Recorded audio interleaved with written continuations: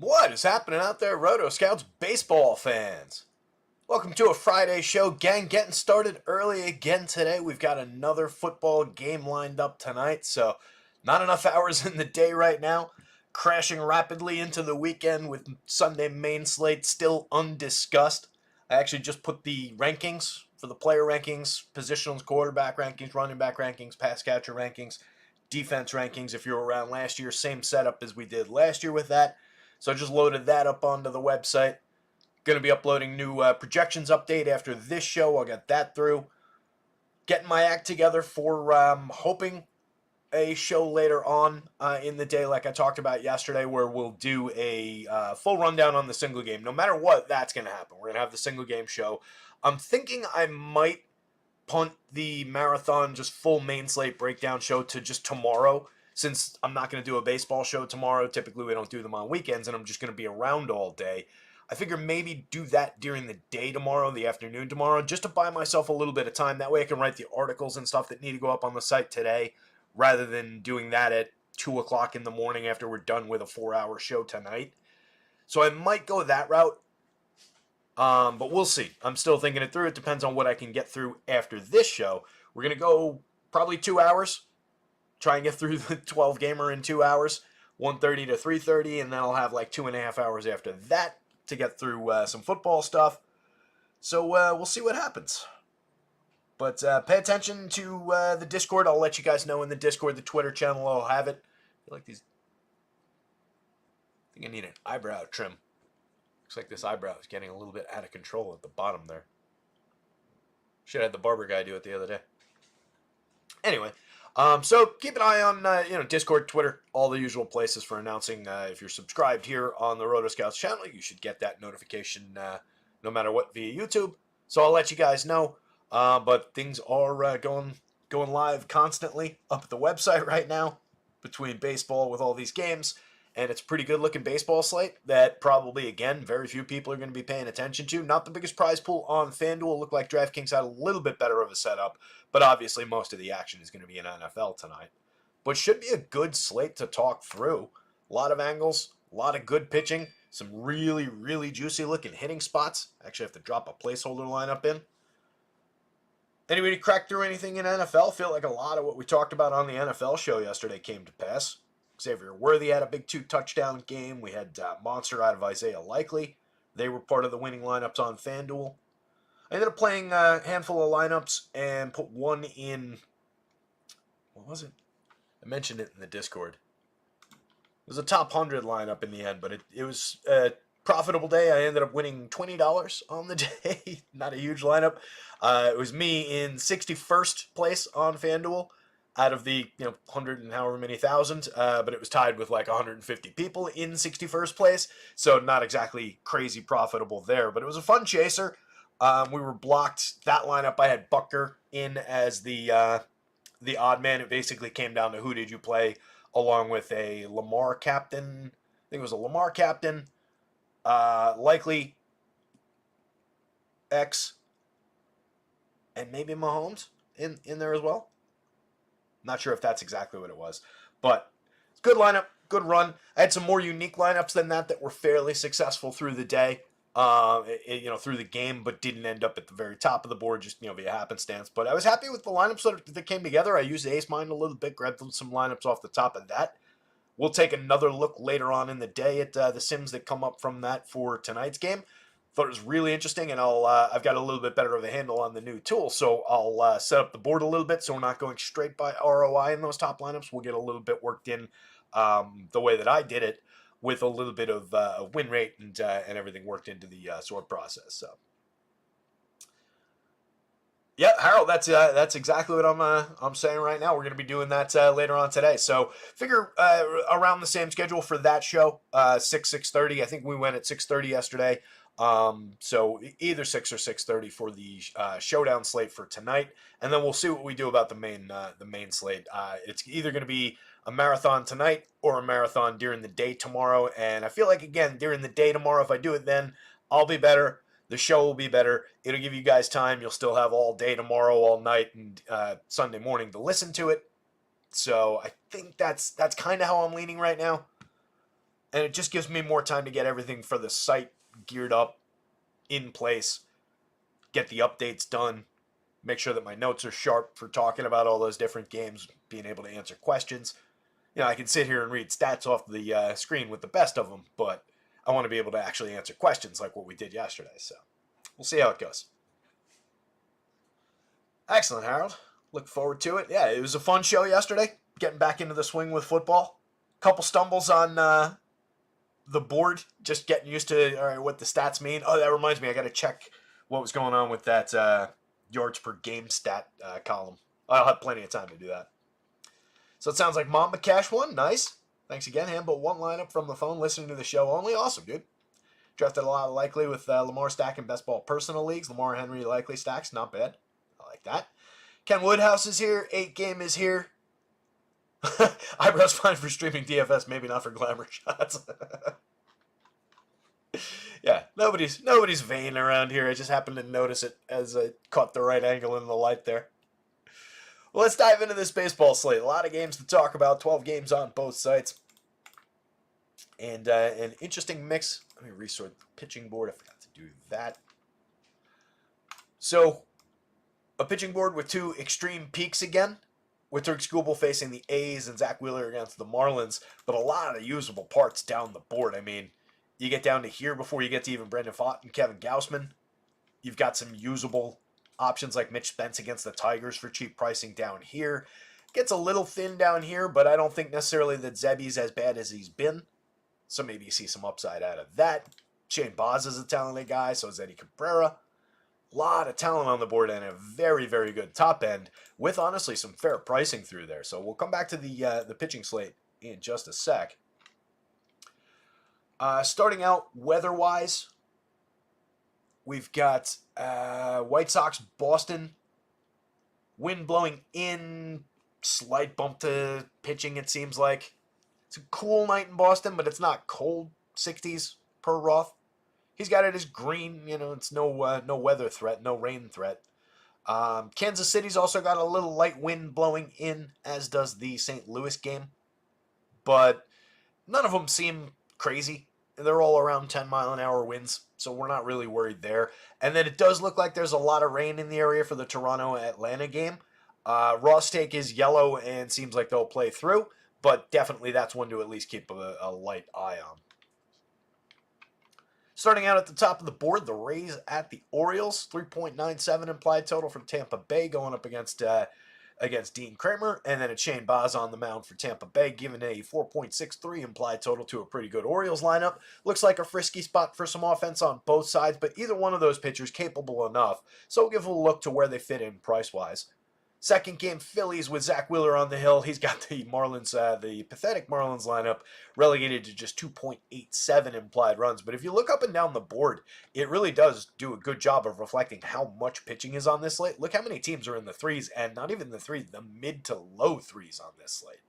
So we're getting into some September baseball. It's cooling off around the country a little bit. It's going to be cooler nights, back toward a little bit less offense, a little bit lower totals in general, but this is a very deep pitching slate on top of that. So only one team cracking over 5 on a day where we've got 24 teams in play. There's a couple more that are just below 5 with the Dodgers there, the Rangers there, but only the Red Sox right now above a 5-run implied total.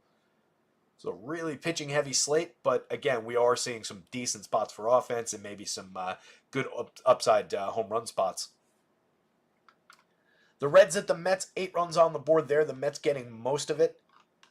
It's Sean Manaea on the mound for the Mets, and then it's Fernando Cruz, who's made a few, 2-3 inning starts. 3 innings, 2 starts back, 2 innings in the most recent one. He's been very high strikeout in those short outings. He struck out 6 in the 3-inning start. He struck out 5 in the 2-inning start. That was against the Athletics and the Brewers. So he's got a little bit of upside to score some points in his, 2 1/3, 3 innings maybe is probably the cap. But I don't see going to him really here against the Mets, and they are pulling a decent total. A lot of home run hitters and a lot of quality in that Mets lineup. On the other side, the Reds are going to be facing Sean Manaea. He's got them relegated to just a 3.51. Looks like a pretty good spot for pitching. The White Sox against the Red Sox. Biggest total on the board, like I said a minute ago, 5.36 for the Red Sox. They look pretty tremendous today. They're going to be facing Davis Martin, and it's Nick Pivetta on the mound for Boston. No slouch himself. 3.26 implied total on the White Sox side. Worst team in baseball going up against a pretty capable pitcher with decent strikeout upside. Pivetta struck out 10 4 different times this season. He got a 9 strikeout game, pair of 9 strikeout games in there. Handful of 8 strikeout games. Very, very high-end strikeout pitcher going up against a nothing lineup. Seems like an ideal spot. Especially with the win support as well. If you stack Pivetta with some of the Red Sox, gets expensive, but there's ways to get there. Blue Jays against the Braves, a decent total on the Braves side, a 4.25 implied total for Atlanta. They're going up against Kevin Gausman, who has been shaky at best throughout the season. And then Toronto going up against Max Fried, who has been pretty good overall. Had a few bumpy spots for earned runs along the way, but nothing tragic. And is, by and large, a very good pitcher who's very good at limiting power, premium contact. Low total at 3.35 implied runs for Toronto. Angels against the Rangers, a big total there. 9 runs is tied for the highest total on the board with the Cleveland-LA game at the end of the night. 4.15 implied total on the Angels side. They are facing Gerson Garabito, who is going to be in there most likely 3-4 innings, somewhere in that territory. I don't think we're getting a lot of pitches out of Garabito. And then it's Sam Aldieri on the mound making his second start for the Angels. Did go 5 in that first outing. Gave up 7 runs, but only 2 of them earned. Struck out 3, walked 2. Doesn't look ideal, pushing a pretty solid 4.96 implied total toward Texas.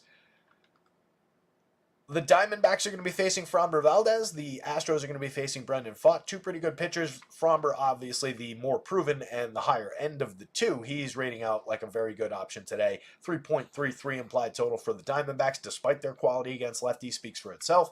And a 4.27 implied total is not nothing for Brendan Pfaadt. He's talented enough to get through that Astros lineup. They're just never a team we love to target. They've got Kyle Tucker back in the projected lineup. A lot of low strikeout guys with a lot of high-end offensive capabilities in that lineup. So just never one of the teams we like to target. But Pfaadt is a talented pitcher. Twins against the Royals, Zebby. Like I mentioned before, I do think he's a more talented kid than what we've seen so far, but what we've seen so far has been pretty tragic. Last time out, gave up 3 home runs, 9 earned runs on 10 hits, faced 17 hitters in his 2 innings. He did strike out 5. He struck out 7 the start before that, went 5 innings, gave up just 1 earned run. 2 earned runs apiece in 5 innings, but gave up 5 runs in one of those. 3 of them unearned, obviously. Just 1 strikeout in that game. That was against the Padres. A 5 strikeout game against KC. So the results have been a little bit mixed. He's given up 5 home runs in his 4 starts so far. 3 of them obviously came in that last game. Kid's got talent, but the Royals are pretty good. They're showing massive home run upside against. Kind of leaning Kansas City. Get some Kansas City into one of my stacks. They're pitching Cole Ragans today. Looks like a pretty good day to go with him. Maybe you grab him and back him up with bats. Kind of the same thing I said about Pivetta with Red Sox bats. Low total at just 4.03 for KC. So Vegas showing a little bit of respect for Zebby's talent. But I'm leaning a little bit into the KC bats and the fact that Zebby might need a little bit more seasoning. Ragans you can fire away with, and it makes the Twins look pretty bad at just 3.55. The Mariners and the Cards, 3.55 implied total for Seattle. They're going up against Eric Fede. Bryce Miller pitching for the Mariners. I'm very interested in against the Cards. Just a 3.53 implied total for them. Miller's very, very talented. Short started last time out, 4 2/3. Only made it through 4 innings to start before that against the Dodgers, but in between had a 7-inning start against the Rays. 10 strikeouts in that game. Very high-end upside. Typically, we're coming in around 6 or 7 strikeouts, but has premium upside, very low total, and looks like Vegas expects him to do well here. Detroit, 3.91 implied runs, and then on the other side, a very low-end Oakland squad at 3.18 implied runs. They've been better lately. There's a lot of power, and there's a lot of quality in those top 4 or 5 hitters in the lineup that they've been rolling out every day. But they're just a bad spot today, given the fact that they're facing Tariq Skubal. And then on the mound for Oakland, it's Mitch Spence, who I do think, given the cheap pricing, is playable enough. He's had a few decent games. He had a 10 strikeout game, just 3 starts back against the Rays. So there's a little bit of talent there. He's also gotten beaten up in the wrong spots, but the Tigers, gettable team. He's a righty, so they'll have a lot of those sharp young lefties in the lineup. So it might also be a both-sided situation where we consider some cheap Tigers bats against Mitch Spence, because let's face it, he's not that great.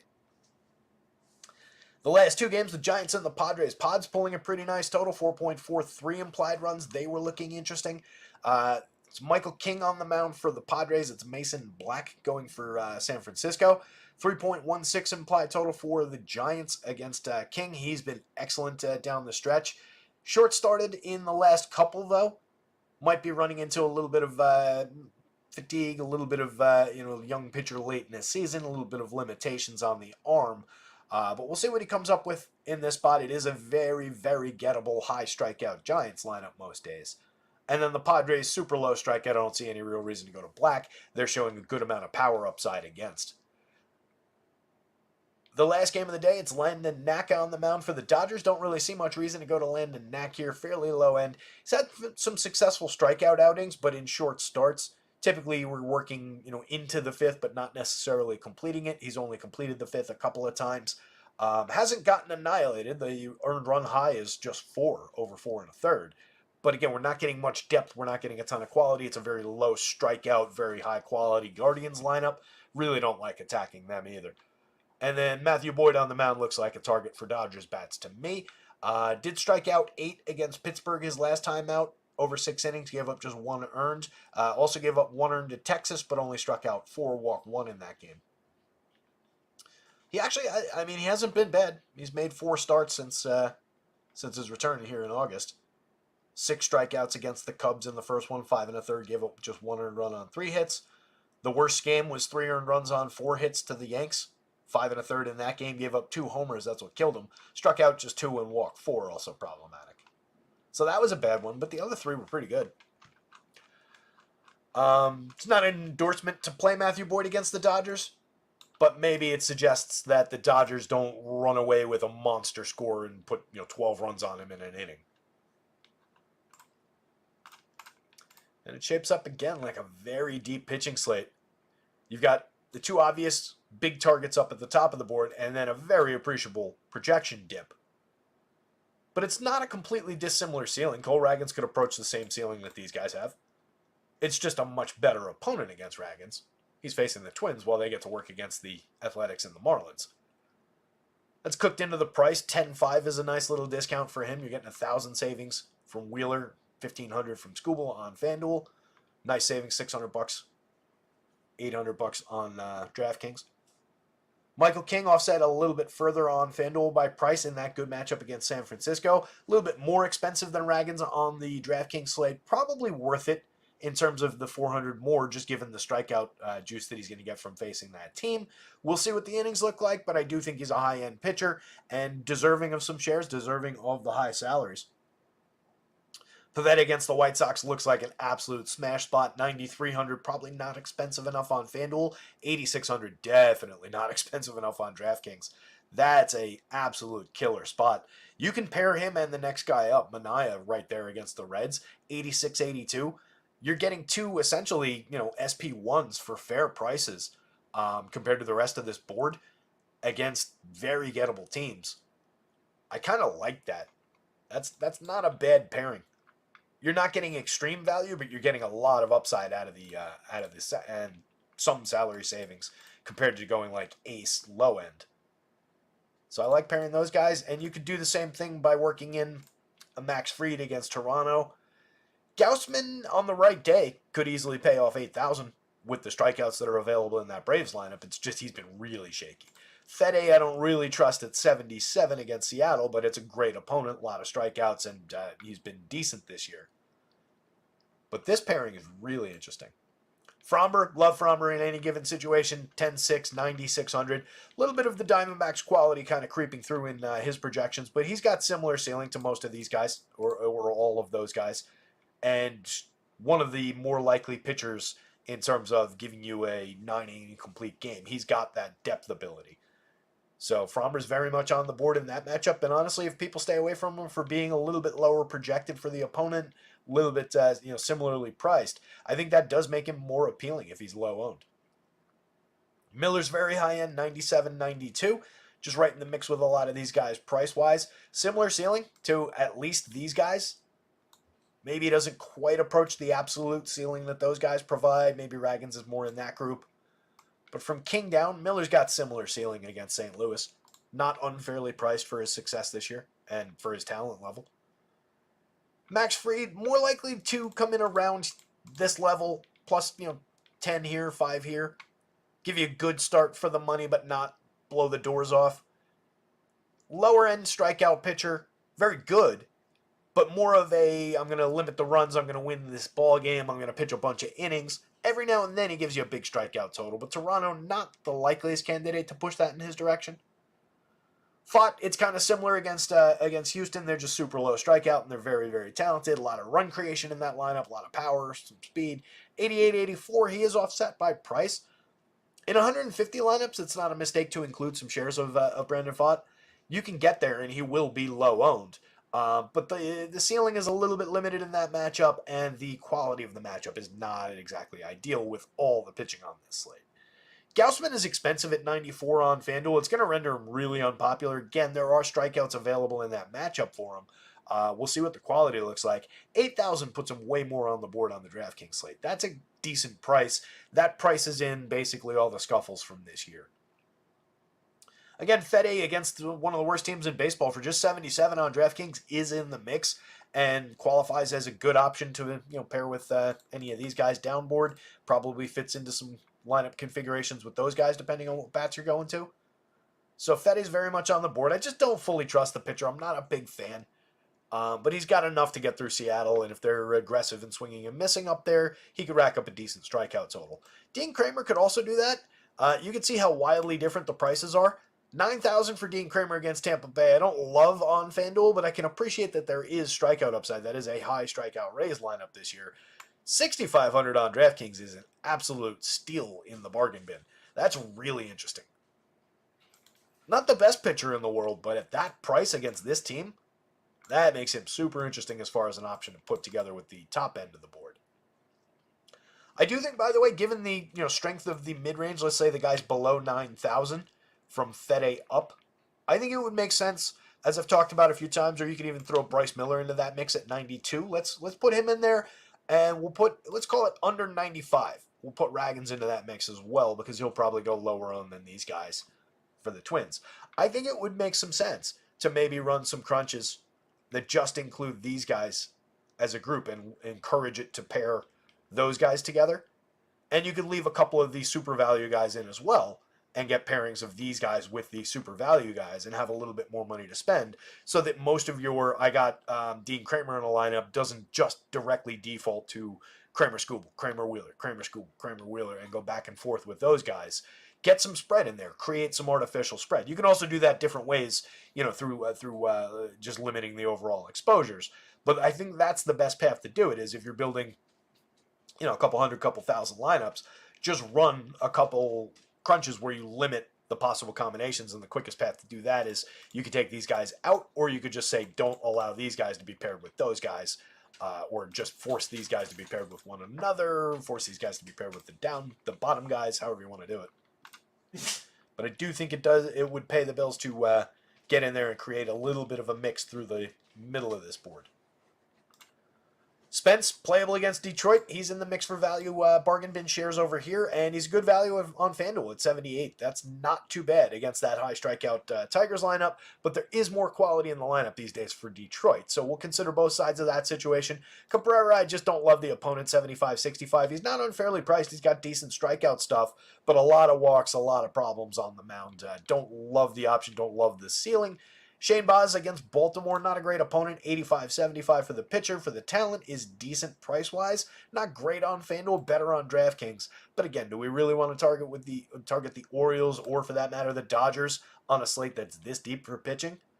Landon knockdown lineup against the Guardians. They're low strikeout. They're pretty good. We're starting to get to pretty thin on projections. And he's not completely cheap. 74-78. He's cheaper on FanDuel. Probably a better FanDuel buy for Knack than a DraftKings buy. He's on the board on both sides, but he's pretty low end, pretty low ceiling. Wouldn't be a mistake to completely cross him off. Davis Martin's a no against the Red Sox. Just don't believe. Zebby, difficult to trust, but more of a option, I think, than Martin is. If you're going for 150 lineups, it's just a low strikeout, high quality Kansas City opponent. 72-69 with his shakiness. The strikeout upside's there for him talent-wise, but not in this matchup necessarily. So I really tend to heavily lean Kansas City bats, and I think that Vegas total is like a half a run light on the Kansas City side. On the Yeti at 62, 53. Depends what you think of Texas, I guess. I think he can get there at those prices. He doesn't really need to do much beyond 5 innings. Even on FanDuel, if he gives you 5, doesn't even get the quality start, but finds a few strikeouts along the way, and maybe the Angels win the game against a gettable Texas pitcher, it's not terrible. 5,300 is free square on DraftKings. Garabito, we'll have to look at 4,000 on the DK slate. Cruz is 4,000. I'm more sure that we're only getting 2 to 3 innings here. But Cruz does have demonstrable strikeout upside in those scenarios. I don't think you play it. It's very, very limited, and there's no real ceiling on it. Even if you get 6 strikeouts out of him, what does that really do for you? 4,000 on DK for this guy. I don't know. We'll kick it around. Mason Black is a pretty difficult option against the Padres.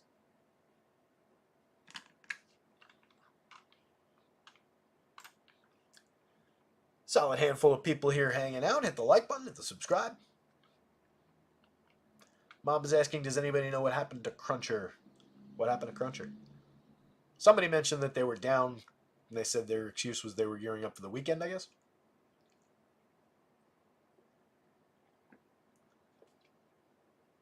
Our guy Chris Pinnell has his eyebrows done and makeup applied before his NASCAR streams. Great content for NASCAR and glamour shots. Quick thoughts on Yankees-Cubs showdown. I hadn't really thought about it at all. I can do that start yet. It's a 2:20 start time. You got 19 minutes. It's Keel back on the mound for the Yankees. Jordan Wicks for the Cubs. Definitely Yankees right-handed bats, although it looks like there's a pretty aggressive wind blowing in during a day game at Wrigley, which is pretty problematic for offensive upside. Yanks are just, I'm going per Labs numbers here, 4.2 implied total for the Yanks and a 4-run total for the Cubs. So it does seem like they're kind of low end. I think you're just looking bats. I think you said, yeah, it's a showdown. So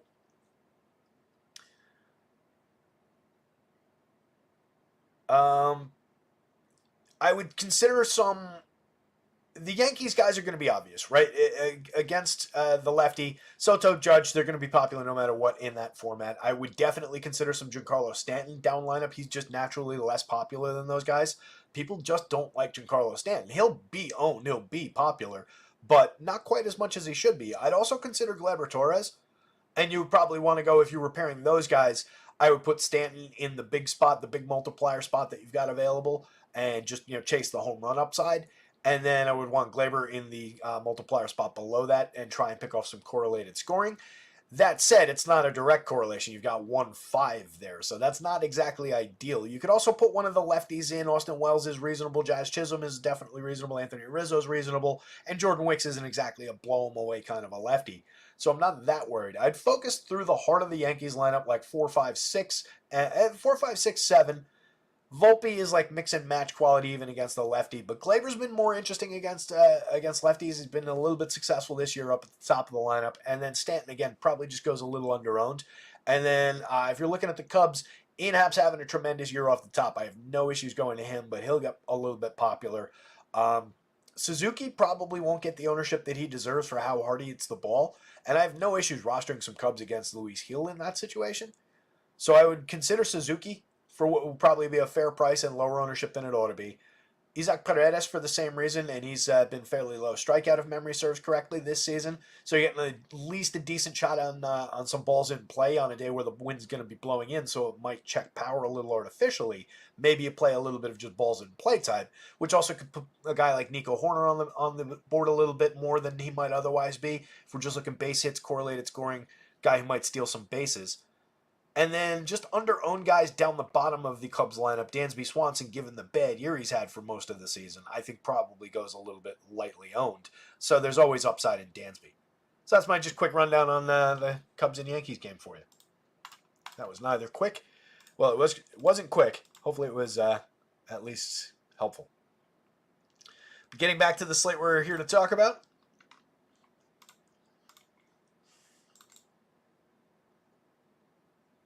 Do I agree with that slate breakdown summary? What slate breakdown summary? What are we talking about? Oh, Slate seems pretty straightforward today, pitching against some teams talked about all year and pay up for bats. Um, yeah, I think that's fair. It's more nuanced than that, obviously, but yeah, if you had to create a one sentence summary, that's not bad. Shane Baz 75-85 going up against the Orioles, just a difficult, challenging spot. This is the first game, right? Yeah. Baz has pitched to a 19.9% strikeout rate this year, a 3.49 ERA, but a 4.66 xFIP is kind of revealing about what the quality's really been like. He's given up a lot of premium contact, hard hits and exit velo way over the thresholds that we're looking for, and it is on an extreme fly ball trajectory.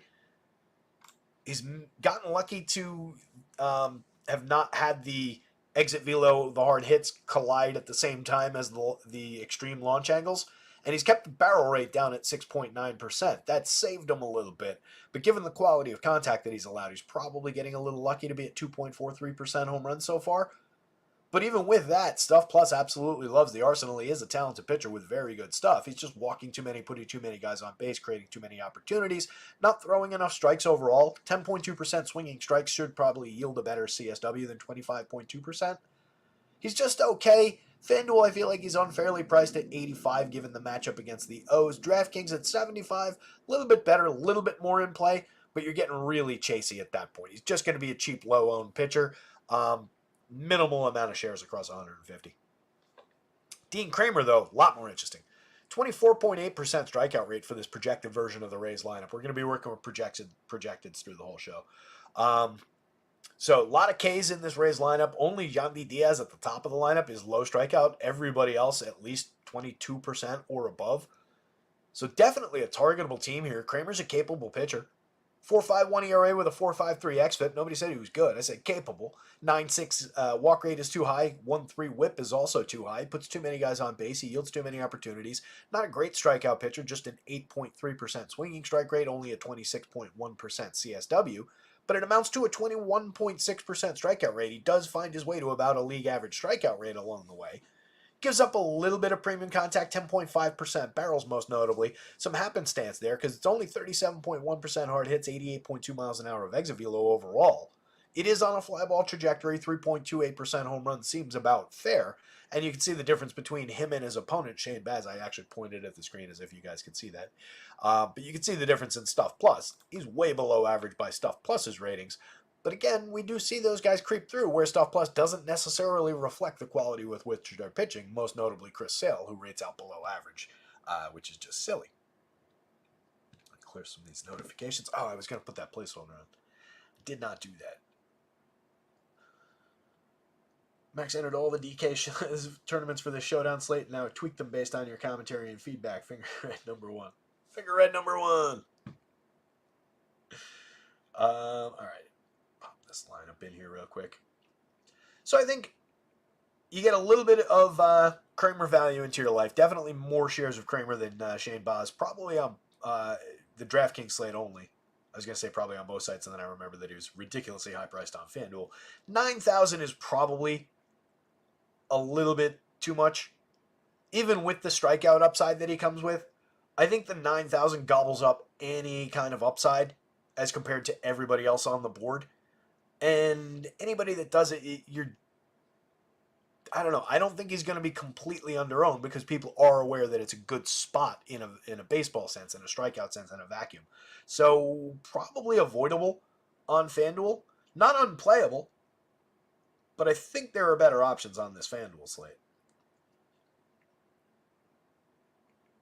I hate this new sword. All right, whatever. I got one into the main contest. That's all I care about. Rays bats against Kramer playable. Kind of middle of the board.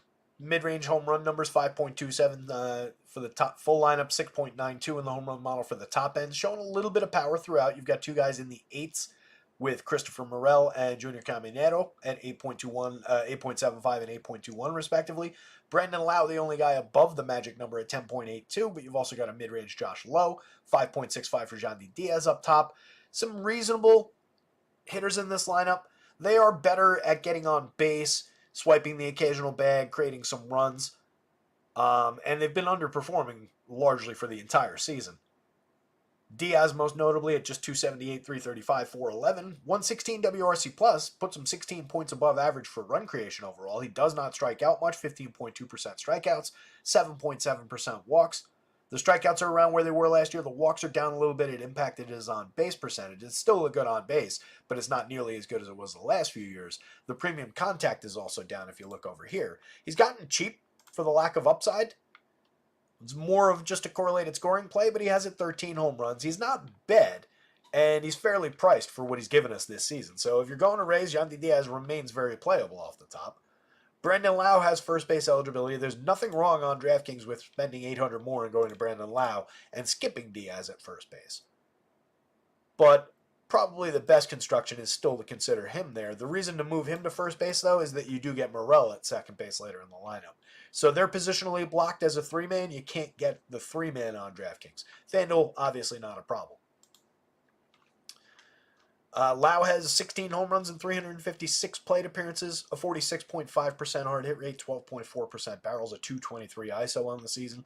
Junior Caminero, 4,100, 2,900. Over 90 plate appearances, he's hit 3 home runs. He's got a 122 WRC plus, a 175 ISO. He's been pretty good. One of the top prospects in all of baseball, and he's hit the ball extremely hard while not really striking out at a bad clip, drawing some walks. Interesting enough hitter. Definitely a priority at third base if you're stacking up Rays. Low at 45, 3,000. A lot of talent. 9 home runs and 21 steals in just 308 plate appearances. Been all right. 170 ISO, 103 WRC plus, and he's coming off what was a very good year last year. Just missed a large chunk of the season, and it took him a minute to find his footing. But definitely hitting the ball hard. Double-digit barrel rate, 46% hard hits. Morel hits the ball very hard as well, 11% barrels, 21 home runs out of him. But just a 159 ISO, sub-Mendoza, sub-300 on base, 13 points below average for run creation. Hasn't actually been a very good season out of Chris Morel. He's just got power this year. Not really giving us much else. And honestly, that's not an impressive home run total for 550. Doesn't make you an extremely good power hitter. It's a good total. It's not killer. Dylan Carlson, 3,200, 2,400, just another outfielder. No real great totals to speak of. Over 225 plate appearances, 34% below average for run creation. Johnny DeLuca kind of falls into the same category. 5 homers, 15 steals, 72 WRC plus. Ben Rortvedt, backup catcher quality, down lineup. He's hit 3 home runs and 285 plate appearances. He's just 4% below average creating runs because he does get on base at a decent clip. Draws a fair amount of walks at 10.9%. Just strikes out 26% of the time. Doesn't do much with the bat other than just get to first base via the walk. Taylor Wall's entirely skippable at the bottom of the lineup. 12 stolen bases, but that's about all you get out of him. The Orioles, much better baseball team. Gunnar Henderson pulling in a 13.09 at the top of the board, 6,500, 4,300, top of the board in the home run model, that is. He's hit 35 on the season. He's stolen 17 bases, a 258 ISO, 156 WRC plus, so he's pretty good and continues to be. I think you can fire away with Gunnar shares against Shane Baz. Nothing wrong with that, and obviously showing a monster power upside. Adley Rutschman in the 2 spot, 57.31, very fairly priced on FanDuel. You can consider him this team's first baseman over there and just roll with shares of Adley. That said, it's been a little bit of a disappointing is the wrong word because, I mean, it's a catcher who plays literally every day. He's given us 555 very high-quality plate appearances. He's extremely low strikeout. He draws a fair amount of walks. He hits the ball hard. He does have 18 home runs. But overall, we're dealing with 259, 326, 406, 147 ISO, just a 108 WRC plus. Again, all good numbers, but not necessarily great numbers for exactly how priced he is on DraftKings. Those are very good catcher numbers, and he is a catcher, so you got to be fair about that positionally. But it's a little bit lower end than maybe his reputation would suggest, maybe his nearly $6,000 price on DraftKings would suggest. It's not exactly crazy elite, every slate producing monster numbers. He's very good. Nobody's saying Adley Rutschman's not good. Please don't misunderstand what I'm saying. But he is highly priced at $5,700 on DraftKings. Ryan O'Hearn for 4,800, 3,000, 13 home runs, a 167 ISO, a 122 WRC plus. I mean, by comparison, it's fewer plate appearances for O'Hearn. But look at Ryan O'Hearn's season right next to Adley's. 20 points higher ISO. 30 points higher slug, 20 points higher on base, 5 fewer home runs, but he's made more than 100 fewer plate appearances. That was a clunky sentence. He's made way fewer plate appearances. Hitting for a better average. If you care about average, the runs and the RBIs are not far off the mark, again, given the fewer plate appearances. Look at the price difference. FanDuel's got it right. 31, 3,000. That's right. DraftKings is very high. I know you got to play catchers on DraftKings slates, but that's very high. Anthony Santander, 5,800, 4,200. He deserves to be priced that high. 14.49 in the home run model. He's hit 39 on the season. He's got a 277 ISO. Makes tremendous contact. Not really striking out this year. 19.3% is excellent. It's down 4 points over last year. Drawing the same walk rate. Best season of his career by far. He's been tremendous this season. Finally priced correctly, but you could easily have made him 6K on DraftKings and not really had a peep out of me. Colton Cowser at 54 has a 14% barrel rate, 46% hard hits on the season. He's hit 20 home runs, 198 ISO, 118 WRC+. Solid lefty bat, a lot of power at the plate. Eloy Jimenez for 4,000, 2,800 has not had a good season, but there is still a lot of talent lurking in there somewhere. 8.2% barrels and 49% hard hits. Does not typically yield just this. A 104 ISO, 6 home runs in 333 plate appearances. Those are funky results for that kind of contact. That is very, very good contact from a guy who puts the ball in play a ton. He should be better than his numbers are just based on what he's doing right now, let alone what we've seen him do in the past. So I continue to believe, for as cheap as he is, there's a lot of upside. He is more than just another outfielder. Cedric Mullins, 45, 3,000, 14 homers, 26 steals. It's turned into a decent season. The triple slash is never going to be all that high quality. 231, 298, 398. Just a 99 WRC+, but the counting stats in just 422 plate appearances, pretty dynamite, right around where we expect him. Give him a full season, you'd be 2020 plus. Jackson Holiday, 4,200, 2,900. Still sub Mendoza, way below 300 on base. Hasn't done much since hitting those quick home runs when he first came back up. Still hitting the ball hard when he makes contact, but it's been a little problematic still. 58 WRC plus overall, 34.6% strikeout rate. Emmanuel Rivera, an interesting placeholder option, especially on FanDuel, third and first base eligible, 2,400. Just kind of fits into putting this team together, given all the outfielders that you want to work with, the high-end shortstop.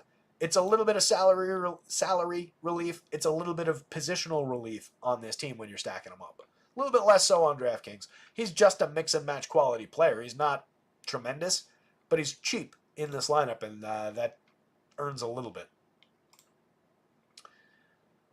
Orioles bats, Dean Kramer, Shane Baz, Rays bats. I do think all four corners are at least loosely playable, and actually, I think you flip the Rays and Baz. Put the Rays bats above Shane Baz. Baz the bottom of the barrel. Zach Wheeler, tremendous. Not giving us a lot of reason to talk about the Miami Marlins here. Wheeler coming in with 167 2/3 in his 27 starts this season, a 2.63 ERA, a 3.47 xFIP. The xFIP is fine. It's clearly nearly a run higher than the ERA is, but that's still a very good xFIP and reflective of the quality of this pitcher. A sub-1 WHIP is tremendous, especially when you pair it with 27.5% strikeouts. A very good swinging strike rate. Very good at limiting premium contact, inducing weak and medium contact. Just 33.8% hard hits, 86.5 miles an hour of exit velocity. I got stuck between velo and velocity there. I woke up to a bunch of texts in my group text, and my buddy Charlie, who's a big Philly fan, is lamenting that the Eagles are playing on the same night as Wheeler's pitching against the Marlins. He's the biggest pessimist of an Eagles fan you'll ever meet. So he's always expecting him to completely blow it. So he doesn't want to get caught up watching the Eagles lose. He's not ready for football season yet, while he could be watching Wheeler just light up the Marlins. It's amusing. Yes, Power. I will be doing an NFL show for Sunday. I was talking at the beginning of the show, and now that we've got more people here, I'll reiterate. I'm leaning toward punting that show from what was originally, I was saying yesterday, it was going to be tonight during the Friday game that we would do like a watch and talk. But I've got a lot of stuff to continue to prepare for the site as far as like writing up articles, doing those group columns, and just things that soak up a ton of time. So if I use today to do that, I think we're ahead of the game a little bit more. And then I've got all of tomorrow to just do a show fairly early like I'll do it early-ish in the afternoon since I'm not doing a baseball show on Saturday. I'll pop up noon, maybe 1 o'clock like this, do several hours of football during the day, and then that gives everybody the rest of the day tomorrow, Saturday night, and Sunday morning to listen to the show if they don't watch it live because it's going to be so long. You pop it on 2.5 times speed and fly through it. So I think that's going to be the plan. I'm kind of leaning that way. If I get really quickly caught up after this show, which is not looking like the case considering we've burnt an hour of the show already or nearly, then maybe it happens tonight. But no doubt about it, we'll be back somewhere 6:30 tonight for a show for the Showdown slate. And at that point, I'll let you know for sure, hey, come back at 8 and we'll be doing a main slate show. All right? So we'll see. But yes, no matter what, there will be a main slate show. It's just a matter of juggling the logistics. Not enough hours in the day right now. And we're falling behind. So Wheeler is both tremendous and obvious at the top of the slate. 10,000 is a pretty reasonable price for him, honestly, on DraftKings. You could have gone higher. 11.5 on FanDuel. Fair, but on a day where Tariq Skubal is at 12,000, you could easily have pushed Wheeler to 11.8 and made him just slightly cheaper. So it's not a discount, but fairly priced. On the other side of the game, Cabrera's difficult to trust. He does have a 25.2% strikeout rate, but a 5.33 ERA is pretty revealing about what the quality's been. The 4.05 xFIP is nice to see, more than a full run below and approaching the threes. So it's signs of life there for quality, but the walks are egregiously high. 12.6% walk rate is unsustainable. A 1.47 whip is way too many guys on base. Even when you can punch guys out like this, 25.2% strikeouts on 11.3% swinging, a decent enough CSW, and Stuff Plus kind of likes the Arsenal, a little bit above average. But when you're putting this many guys on base via the free pass, giving up this many base runners in general, and then you're allowing this much contact and power, it gets ugly real fast. 10.8 degree average launch is not completely terrible. There's a lot of ground balls in there, but 46.6% hard hits, a 9.3% barrel, 89.9 miles an hour of exit velo. We're a tenth of a mile an hour below the threshold. Call that good enough. Way over the 40 that we're looking for here. That's a high barrel rate. 4.2% home runs is believable, potentially a little bit low. The launch angle's been what's saving him there. So against Philly, two guys above the magic number. Trey Turner sliding in the average range at 8.75, or above average range at 8.75. All three of the top Phillies hitters are very expensive, but they're showing a lot of quality in this spot. Seems like a good day to consider some Phillies bats. I don't think we go to Cabrera at 75 on FanDuel. 65 on DraftKings, maybe a few value bargain bin kind of darts. Last time out, he went 5 1/3. He gave up just 2 runs, 1 earned on 6 hits. That was against San Francisco. He only struck out 3 in that one. He walked 2. At Coors Field, he gave up 3 earned runs on 6 hits. It's a decent Coors start. 5 1/3, struck out 8, walked 2, gave up a homer. 3 earned runs on 4 hits over 6 against Arizona. Struck out just 3 and walked 3, gave up 2 homers. So even in his decent games, there have been some low strikeout performances, oddly. And then he's got some meltdowns in here. The last time he faced these Phillies was 4 starts back. 4 starts back, went 4 innings, 6 earned runs on 6 hits, 2 strikeouts, 4 walks, gave up a home run. Phils are pretty good at drawing walks. A couple of guys in the lineup are absolutely elite at drawing walks, like Kyle Schwarber. Bryce Harper's no slouch. Kyle Schwarber at 15.8, Harper at 12.3. Bryson Stott just under 10%. Brandon Marsh well over 10%. And some guys solidly in the 6s, the average kind of a range. A lot of good on-base options up at the top of the lineup. Nobody completely tragic outside of Johan Rojas at the bottom of the lineup, and with the defense that he plays, you'll forgive him that sub-300 on base. But everybody else, a pretty reasonable on-base option, a pretty reasonable correlated scoring option, and then there's just the tremendous power that this team has. So I side with the Phillies. I wouldn't begrudge you some shares at that price. He is very cheap for a guy with a 25.2% strikeout rate. And on the right day, you could find 7-8 strikeouts against this Phillies team. 21.7% puts them around the average. But there's upside there. It's just difficult to see the clear path to success given the walk problems, given the power against a team like this. Kyle Schwarber, 59, 4,000, has 32 home runs at 233 ISO. He's been absolutely mashing. Nothing wrong with the pricing. Difficult to reach with him in combination with Turner and Harper, but you'll want all three of those guys in your lineup if you can figure out how to get there. And that's where maybe pairing those discounted, not completely discounted, but those low nines, $8,000 pitchers instead of going to the very top of the board with a cheap pitcher, maybe that helps a little bit. Or maybe you go one of those guys and one of the bargain bin guys and save yourself some money on the mound. I think you can go that way. Turner at 58-36, 15 home runs, 15 steals, a 122 WRC plus. Not his best power season, but very low strikeout, low walk, a lot of balls in play, a lot of well-struck balls, and gives you a lot of skills across the board. Harper at 54-36, 26 homers, a 238 ISO, a 142 WRC plus. Hasn't been absolutely crushing it in the second half, but has still been very good and is a reasonably high-end option at first base at the worst, 12.79 in the home run model. Alec Bowman, just 44-32, continues to hit the ball very effectively, 293, 43, 462, a 121 WRC plus, 13 home runs, a 45.8% hard hit rate, extreme low strikeout at 13.6%, 6.8% walks means a lot of well-struck balls in play, a lot of extra base hits. Love the upside for Alec Boehm on any given slate, and he's very affordable at third base. You get first base eligibility along with that on FanDuel if you want him there for whatever reason, but third base is pretty ideal. Nicky Castellanos, 41, 31, 19 home runs, 169 ISO, just below average for WRC plus, but always a playable part. Basically just another outfielder with these numbers, but reasonably high upside given the lineup and the opponent. Stott, one of the good options for drawing some walks and using his speed to create some correlated scoring events. 319 on base, given how much he walks at 9.9% and how little he strikes out at just 16.1%. Could honestly be a little bit higher. That would push his run creation mark up. But he's stolen 29 bases. He's been an effective option on the right day. And this could be a day where he's on base a handful of times for just 4,000 at second base, 2,800 second base shortstop on FanDuel. Real Muto at 43, 3,000 has a solid 5.81 in the home run model. Another player where it hasn't exactly been his best season, but he hasn't been bad. 105 WRC plus, a 160 ISO, 12 home runs. He hasn't really been running this year. He's a catcher who would steal the occasional base. Just 2 on the season in his 361 chances, but making very good contact, 9.7% barrels, 44.5% hard hits, not bad at all. And then Rojas is just here to play defense, steal the occasional base. The Marlins are extremely low end against Zach Wheeler.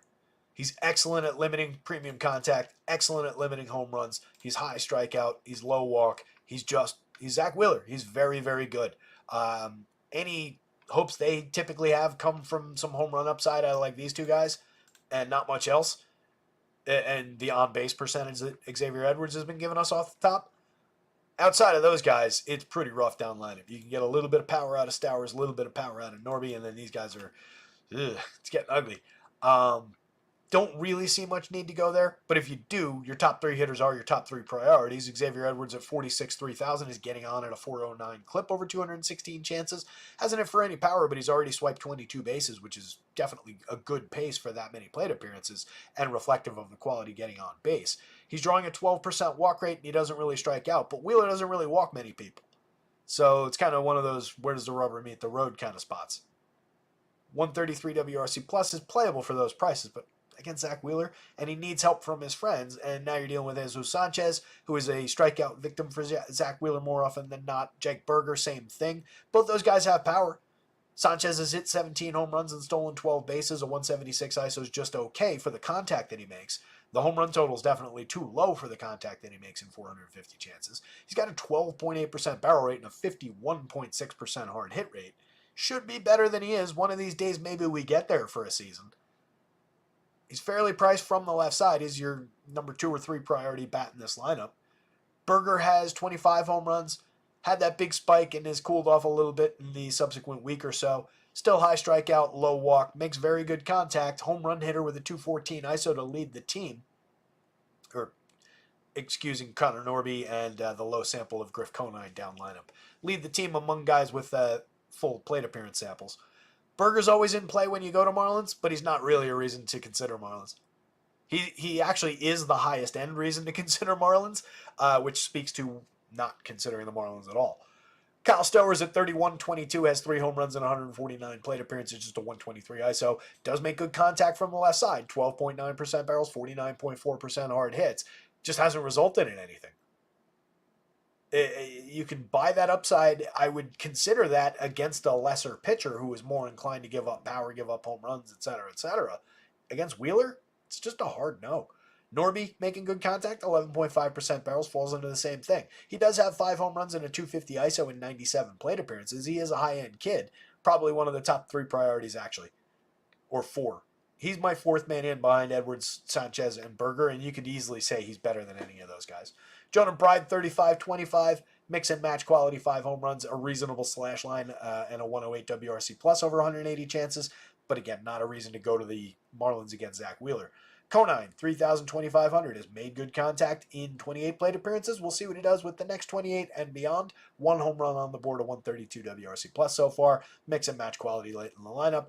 Otto Lopez, Nick Fortes, entirely skippable against Zach Wheeler. Zach Wheeler, Phillies bats right behind him. Really nothing from the Marlins, but maybe some Eddie Cabrera darts at 65 on DraftKings is okay, but it's probably not going to work. Marlins bats are a pretty hard no for me. You do get, again, in 150 lineups and 150 lineups a day, every day, where you're playing the same approach and you're always rostering contrarian and you're always playing those angles, the Marlins do give you a contrarian angle into the slate. Right? So it depends on what you're talking about. Typically here we tend to talk a little bit more toward fewer lineups or people that aren't taking big portfolios every single day and gearing them up that way. We always want to be talking about the contrarian options. We always want to be talking about the angles on the slate. But the Marlins fall into that category where they're just low owned. It's a bad situation. It's a bad baseball team. The prices are fine, but they're just low owned. So even on a day where you're basically just gambling at that point, right? Because it will be a situation where on the day where they do succeed against Zach Wheeler, you and very few other people spike a big score to start your lineup out. You obviously still need to succeed across a number of other spots to actually get there, but it puts you on your way. Nobody's saying it doesn't. That's the approach when you're playing 150 lineups a day and taking those contrarian angles, and you're doing it every single day reliably. The reason I say that you need to do it every single day reliably is because it only works mathematically to lose so many times in a row if you do book that big. You need those big paydays to make that work, right? So you need to actually get it to eventually hit it, which is why you have to play it consistently. So unless you're doing that, unless you're taking those kind of approaches, the Marlins remain a very, very low-end option, and even within that, they remain a very low-end option. It's just gambling, it's just happenstance when that particular lineup succeeds. It's very similar to the White Sox this season against basically anybody, but especially when they're facing very good pitchers. For the Marlins, it's more because they're facing a very good pitcher. If they were facing even like Sean Manaea today, I'd be saying, maybe get a little bit out of him. In this game, though, Manaea looks like an option against the Reds. They're fairly high strikeout. He is left-handed, which does help him out a little bit against Ellie, but they're stacking up a ton of righties in this lineup otherwise, and Ellie's struggles against lefties is a little bit overblown. He's been pretty decent in the split, at least as of the last time we checked. He's got 22 home runs and 62 steals on the board. The numbers have cooled a little bit in the last handful of plate appearances since we've seen him.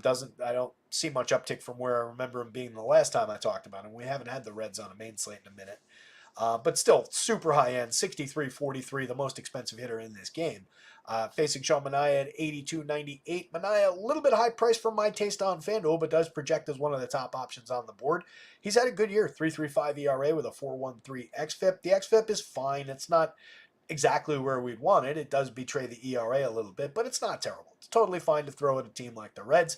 25% strikeouts with an 11.5% swinging strike rate is what I care about more. And he's been good at limiting power. 7.7% barrels, 38.2% hard hits, 88.8 miles an hour of exit velo, 2.59% home run rate. No reason in the world to not consider Sean Manaea. I think that was a triple negative. Every reason in the world to consider Sean Manaea at 82 on DraftKings, 98 on FanDuel. Little bumpy, but will probably go under-owned by comparison to some of the other options at the top of the board, which makes him a little bit appealing in a large portfolio of lineups. If you're building 20, you grab a couple shares. I think you're doing all right.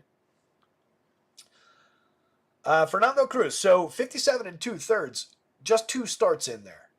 That's his 2 most recent outings. Like I said, he was high strikeout in those outings. Last time out, faced the Brewers, just went 2 innings, faced 9 hitters. He struck out 5 of them, he walked 1 of them, and he gave up 1 hit, no runs. Against Oakland, the outing before that, it was 3 innings. He gave up 2 hits. He faced 11 hitters, 2 hits, 1 earned run, 1 home run, but struck out 6 and walked 0. If that's the kind of scoring that you're into for your 4,000 on DraftKings, is it believable that he could give you a handful of points for that money? Sure. The Mets have a 23.3% strikeout rate for this projected version of the lineup. There are enough Ks going down through their key hitters who will be hitting up top that even if he goes just 2 clean innings, you could pick off 4 to 6 strikeouts. If you get into the 3rd inning from him, maybe you get a little bit more. I just don't see any kind of ceiling. I don't think it's worth reaching for. Doesn't seem appealing to me, given that we know that he's not going to qualify for the win. On a deep, deep pitching slate like this, I think it probably falls short. 5,900 on FanDuel I don't think is at all playable. Overall for the season, by the way, including his relief work, we're at a 12% walk rate, which is obviously way too high. The whip is also way too high, but he's tremendous for swinging strikes. 17.3% is one of the best marks in baseball this season. 32.4% CSW. This is Strider-esque. 36% strikeout rate is as well, but most of that comes at maximum effort from the bullpen innings. So it's a different animal when you're even in a short start. He can still go pretty high effort, but he's got to conserve something because he's going to rack up a higher than usual pitch count if you're just coming in to face 3 hitters. The Reds' bats in play. Manaea is gettable enough. Jonathan India, 351 on base, a 107 WRC plus, 14 homers, 12 steals. He's playable at second base. 47.31 is not the best DraftKings price I've ever seen for a player like that. FanDuel is all right. Actually, it's roughly around the same price. It's just that he fits in at second base, and he can get involved. He can provide quality in both counting stats. So he always remains playable, but we are creeping up a little bit higher in price than I'd be fully comfortable with. Ellie, again, is always playable, 9.05 in the home run model today. Tremendous upside on any given slate. Tyler Stevenson, a catcher that we like getting to a lot. 18 home runs and 439 plate appearances this year. Fairly low strikeout, decent walk rate. 9.5% barrels and 43.4% hard hits at 202 ISO. His created runs 19% better than average to sit number 2 on this team. Not bad at all. Stevenson is a high-end catcher. Spencer Steer for 51.34, 3 position eligible on FanDuel, just outfield on DraftKings. Not ideal over there. 19 home runs, 23 steals, a 181 ISO, a 102 WRC plus. An effective but not great season out of Steer, I would say. He's playable, but I think the price is a little bit higher than maybe it ought to be, given the numbers this year. They're just okay. He draws walks, he doesn't really strike out a ton, he does put the ball in play, and he does hit it hard. The results are just kind of mixed. Ty France, 31.25, a mix and match first baseman. He's got 12 home runs and 454 chances. Ahmed Rosario, if you remember, this is a revenge game for Ahmed Rosario. I'm sure he's seen the Mets since departing, but maybe he remembers. 3,400, 2,700 with multi-position on both sides. For the season, he's slashing 297, 324, 406. He's created runs 9% better than average. He's stolen 12 bases. He's just not hitting for much power. There's not a lot of high-end games out of Ahmed Rosario, but he can give you a reasonable score and provide some correlation for a cheap price if you need the position fill. Santiago Espinal is very much along those lines as well. He's an okay hitter, but he's not much of a slugger. He doesn't give you too many counting stats. His hit 9 home runs and stolen 9 bases, a little bit more power than what we've gotten out of Rosario this season. But similar, low contact and actually a lower hard hit rate if you put them head to head. 36.9 for Rosario, 26.3 for Espinal. So Rosario, it's a little bit more just results based, I think. Where Espinal, it's just a little more slap hitter. Rhys Hines showing a lot of power upside. 10.82 in the home run model, down lineup. He's got 5 in his 45 plate appearances with a monster, ridiculous, crazy ISO that's always going to definitely come down. 22.2% barrels in that tiny sample of plate appearances. Obviously, that's tremendous in extremely small sample, but we'll see what we get. There's demonstrable power there. And then Blake Dunn, mix and match quality for the dead min on both sites. Hasn't given us much over 21 plate appearances. See if there's anything good there.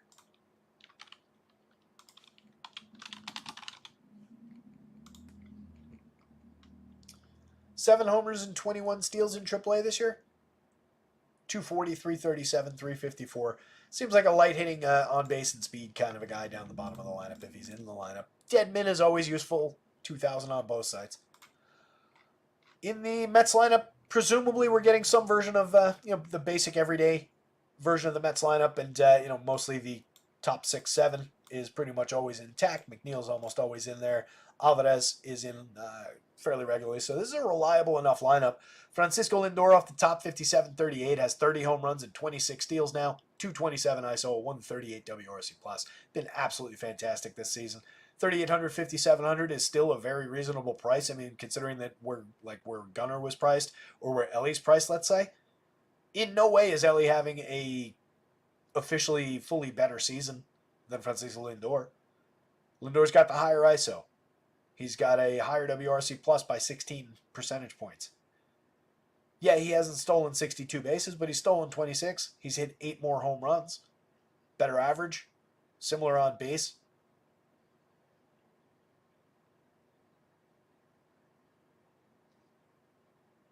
You could have made Lindor a little bit more expensive. Easily. Brendan Nimmo for just $47.32 helps make Lindor less expensive. Nimmo's pretty cheap, 9.1% barrels and 47.2% hard hits. He still hits the ball pretty hard. It's only resulted in 18 homers and 12 steals this year.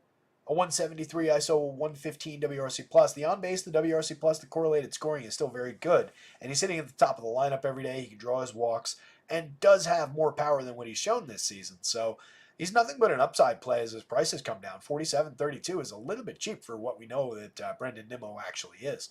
Vientos, $46.33 continues to be just absurdly low priced.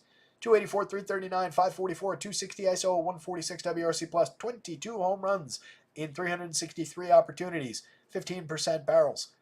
4,600 on DraftKings at third base, 3,000 on FanDuel at both corner infield spots. Pete Alonso at 52.32 is affordable. He's got 31 home runs at 229 ISO. Pushing up the power numbers here late in the season. 7.42 in the home run model. Cruz hasn't been terrible for home runs, but remember, we're getting a lot of innings against the bullpen here, so these could be a little bit higher. Jesse Winker at 37, 3,000, always playable. JD Martinez at 46, 3,000 with first base eligibility on DraftKings is interesting. 14 home runs and 14 steals for Winker. 16 home runs, no steals for Martinez. 189 ISO for him, 163 ISO for Winker. Both guys in the 120s for run creation. Very, very good options for fair prices. Starlin Marte, very good player, 4,200, 2,900. 7 homers and 14 steals. A little bit light in both counting stat categories, but he's been good, not great across the board. Decent average, okay on base, okay slug. Not a great ISO, but creating runs higher than average. Not great at any one particular thing, but good at a lot of things. McNeil, just a slap hitter, put the ball in play. The 12 home runs are weird. 307 on base is not good. 97 WRC plus. He's a mix and match quality player.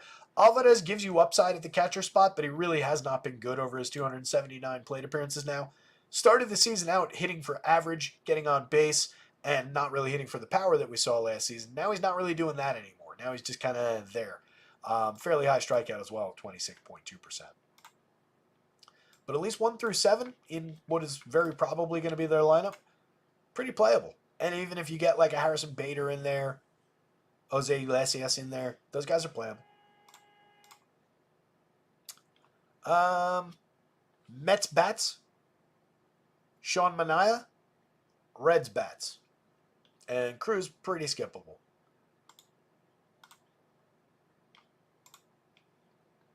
Yo, what's up, Lone Wolf? Good to see you, buddy.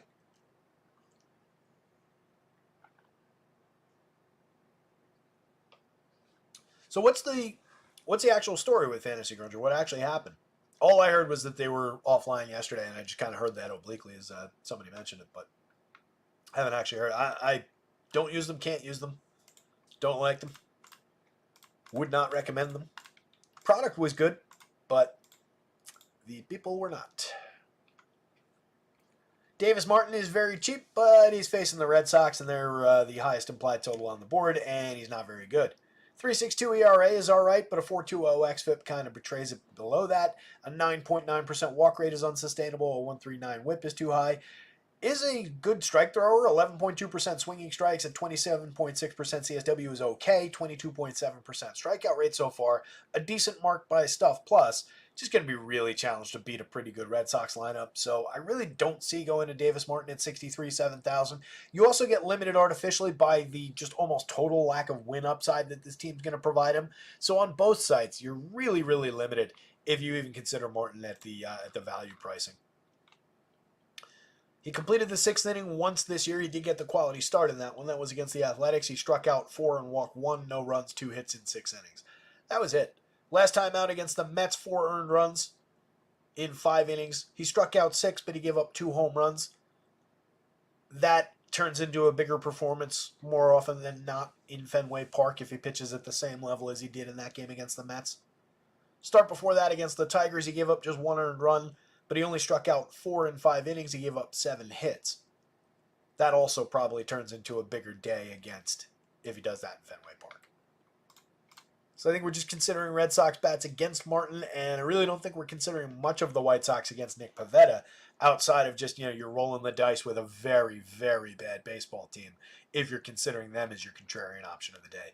It falls right into the category with the Marlins of there are probably better teams to take that contrarian angle with, even for the people who are doing the 150 a day every single day. I'm contrarian as can be. Even for you, those are there are good options for that, and there are bad, and this is a pretty bad one. Pivetta's got a 29.3% strikeout rate this season. Very good 11.4% swinging strike rate, 27.4% CSW. It's very similar to the strike throwing numbers that Martin has put up. I got to give Martin at least that. But you can see the difference in quality in the strikeout rate, what Pivetta's done with the strike throwing. 5.8% walk rate to go with it. The 4.53 ERA I don't care about. 3.52 xFIP is much more true to form. He's dominant by Stuff Plus's numbers, 134 rating by Stuff Plus. He's given up a lot of premium contact and extreme launch angle, a lot of barrels. The hard hit rate's not terrible. The exit velo is technically below our threshold, but it's amounted to 4.99, nearly 5% home runs against this season. That's where the bumps have come in, but this is not a home run hitting team. So I'm really not that concerned about it. Maybe it amounts to some power against the wrong day. Even the White Sox can get you, but it's pretty unlikely. He's had a couple of bumpy spots along the way this year, a couple of 5-run games. His worst game of the season was 7 earned runs in just 2 2/3, but that came at Coors Field. A little bit forgivable. And again, 4 games with 10 strikeouts this season, 2 9-strikeout games, a handful of 8 strikeout games. Pivetta's good, and he's not completely high priced at $86.93 for a matchup against the White Sox. That's not commensurate with his strikeout ability and with their just general crappiness. Monster upside spot for Nick Pivetta. No real reason to go to the White Sox. You can do it to be wildly contrarian and just give away money if you want to. Top of the Sox, 27-25 for Nicky Lopez, who's just a bat-on-ball contact hitter. 241, 313, 299. Nothing special about that. 1 homer, 5 steals, a .058 ISO, 78 WRC+. He's entirely skippable. Corey Julks in the 2 spot, 26.1% strikeouts on the year. He's only giving you 3 home runs and 5 steals in 176 plate appearances. 75 WRC+, 25% worse than average. Andrew Benintendi, 33-26, has 15 homers on the season and 83 WRC+. I'm just noticing that Lubov's not in this lineup. Did he get hurt? And I wasn't paying attention? I know he got the day off earlier in the week. Oh yeah, day-to-day. Hamstring tightness. I missed that on Wednesday. Well, that's not great. So that makes the White Sox even less playable. I didn't catch that as I was first glancing at this. Andrew Vaughn, 35-28, 16 home runs, 155 ISO, 92 WRC+. Gavin Sheets, 3,026, 8 home runs, a 122 ISO, 93 WRC+. 10 homers on the board for Corey Lee. Makes him one of the more appealing White Sox because you just plug him in as a $2,600 catcher. But it's just not a good spot. It's really, really shaky. They're cheap. If you build it, I mean, especially with no Lubov, if he gets in there, it adds some appeal. But even he's not having a great season. His counting stats are there, but everything else has been pretty bad. But I mean, if you're prioritizing, for me, it's probably 1, 2, 3. I would consider that as your most playable, probably 3-man on DraftKings, and it is very cheap. But actually, it's not a 3-man because these are both first base only. So you can't even do that. This team is almost unstackable on DK, considering that both of those guys are first base only.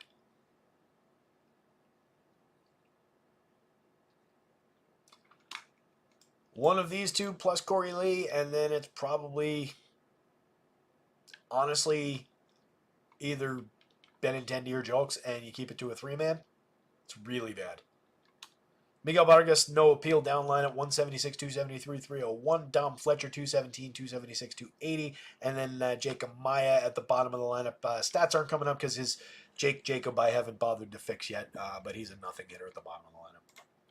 Red Sox, extremely appealing. They're going to be very popular, I think, against Davis Martin. They're the highest implied total of the day. I'm sure everybody's talking about them. 10.46 for Rafi Devers in the 2 spot in the home run model, and Tyler O'Neill at 10.60.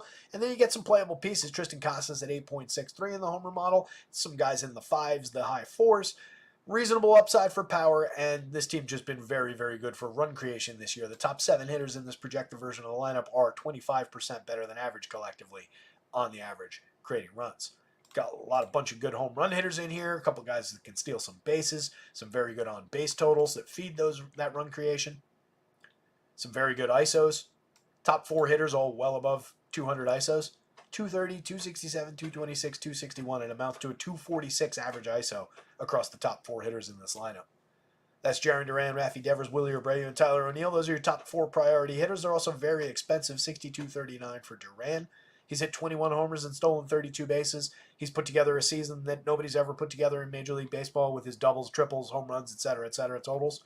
Really, really interesting player. Very expensive, difficult to pair with his teammates. 6,3600 for Rafi Devers. He's got 28 home runs at 267 ISO. Just a ton of thunder in that bat from the left side. 53.1% hard hits, 13.4% barrels this year. Monster hitter at third base. Willie Abreu remains very cheap for the quality. He's another Vientos category. 377 pretty good plate appearances. 267, 332, 493. Creating runs 23% better than average. 14 home runs in that sample. He's also added 7 stolen bases. He's hit the ball hard 50.2% of the time. He's barreled it 11.9% of the time. Amounts to a 226 ISO. He's been very, very good for this team, and he's still cheap. Solid left-handed bat to throw at Davis Martin. Love the option for Willie Abreu today. 51.36 for Tyler O'Neill. He's at 25 home runs. He's got a little bit of speed, but he hasn't really been utilizing it much this year. Just 4 stolen bases. Gets on base at a good clip, though. 347 on base on the back of an 11.2% walk rate. That helps offset the 33.4% strikeouts. He's got a 261 ISO. He's a tremendous back and take some pokes at the monster today. Love the upside for O'Neill for a home run. Masataka Yoshida, great at putting the ball in play, hitting it hard. 13.1% Ks against 7% walks. 38.3% hard hits, down a little bit year over year, 6.6% barrels down to 5.4, but still slashing 286, 354, 419, still creating runs 16% better than average, involved in everything they do, and cheap in the outfield, 4,200, easy to pivot. If you need 100 savings from him from Abreu to him, saves you $100. Putting them together is not a mistake in DraftKings stacks. Obviously, you can't have all 4 of those outfielders together. So that's the only diminishment. But if you said, hey, I skipped over Jarren Duran because he's 62, and I took Abreu and Yoshida with Tyler O'Neill in my outfield, I would not think that was a mistake to just go 2 through 5 there and then add Tristan Casas at first base for 46. And that brings your average for the Red Sox stack. Instead of paying, let's say you did that, 52 apiece, dips you down to 47.60. That's an appreciable savings. So, not bad. I like Yoshida in the heart of that lineup. Casas, 4,600, 3,100, has 8 home runs and 169 plate appearances, 199 ISO, creating runs at a very, very aggressive clip. Hits the ball extremely hard from the left side. Very good hitter to throw at Davis Martin here. Like the option, and if he's under-owned relative to where he should be, just makes him more appealing. Connor Wong, 39, 29, has 12 home runs. Still a good slash line, 142 ISO, 110 WRC+.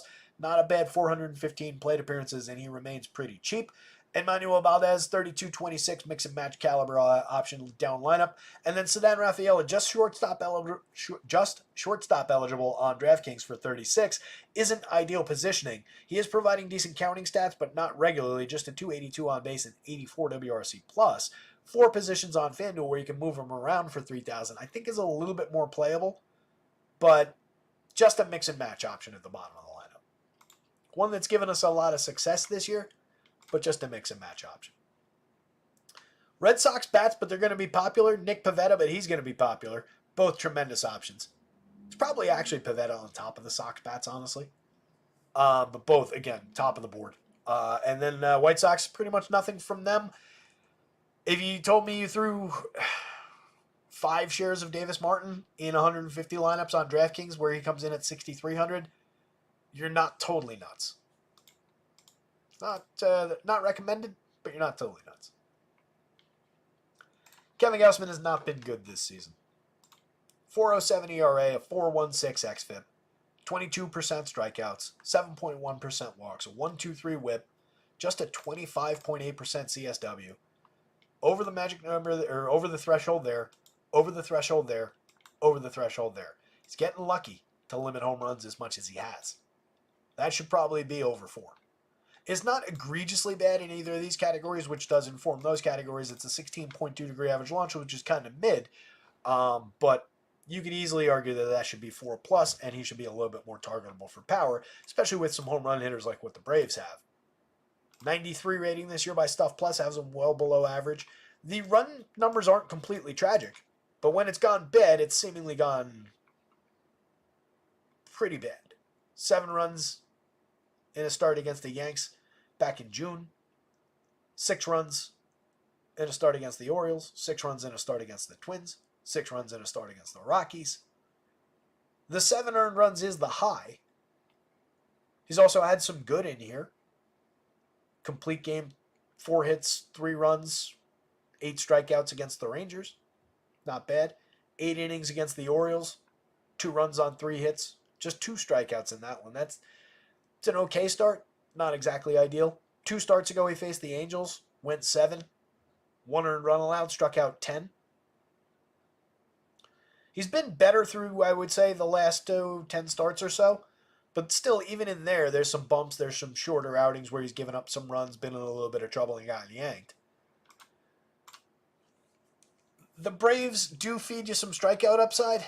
I know this is 22.6, but I've illustrated this before. Even if you include Orlando Arcia at just 20%, it's actually 25-1 for the other 7 hitters in the lineup.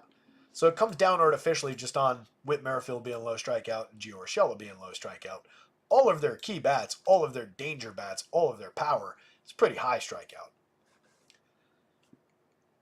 I think Gausman's got as much upside as he is in danger, which does make him playable at 8,000 on DraftKings. At 94 on FanDuel, in 150 you could throw some.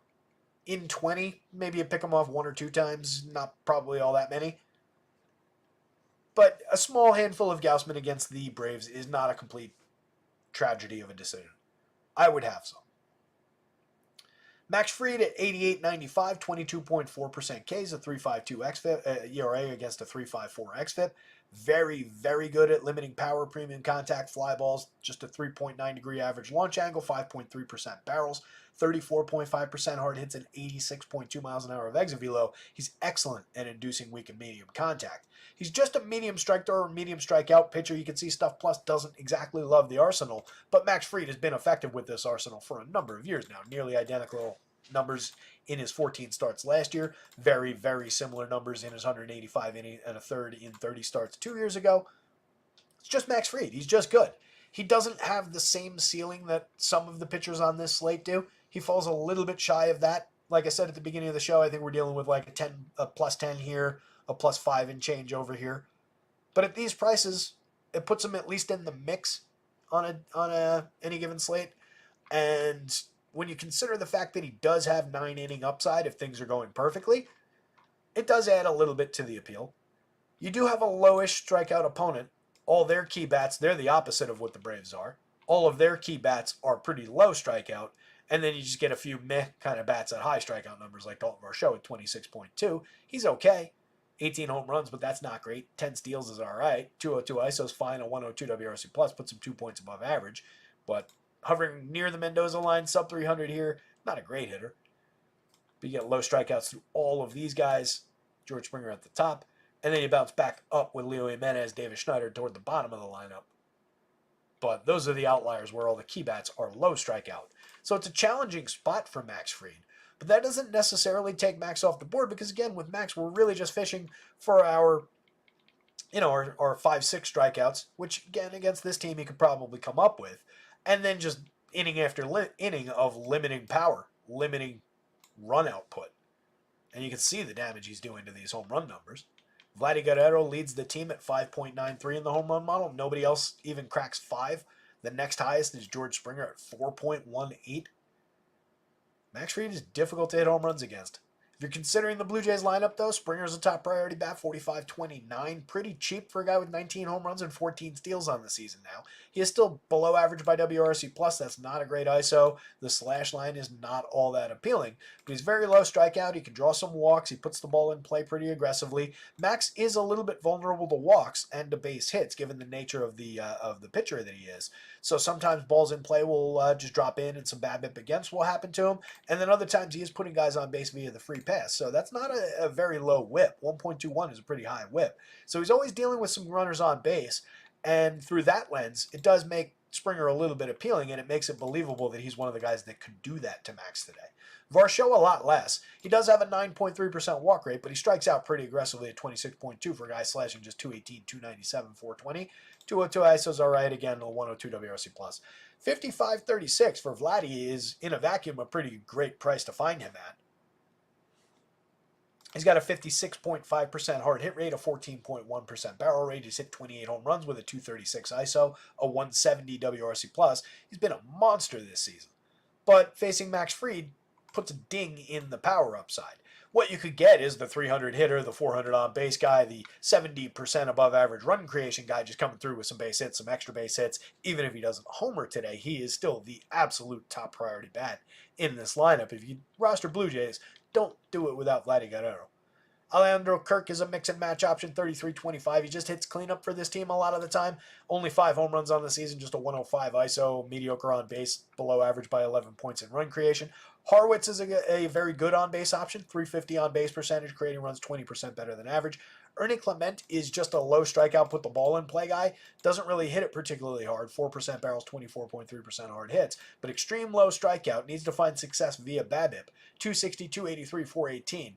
Mixed quality so far. He does have 11 home runs and 11 steals in an odd output of power with the home run mark. 158 ISO.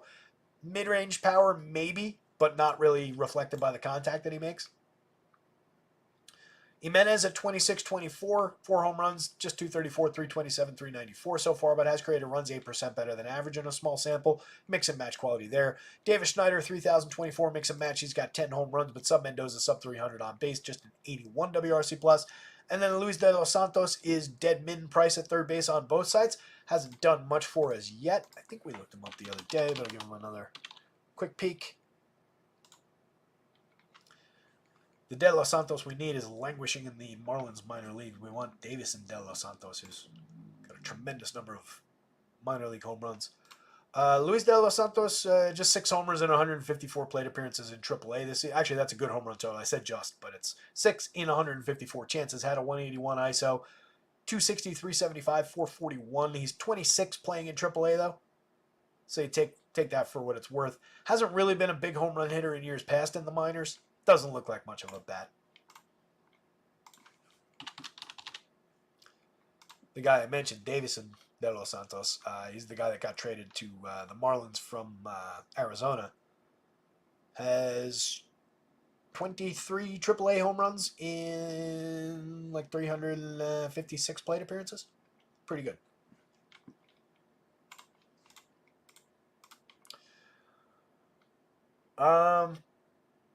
On the Braves side, going up against Gausman, targetable enough given the lower strikeout nature that he's been this season. But again, the numbers, while shaky, he's been more wobbly. What were the Weebles? Weebles wobble where they don't fall over.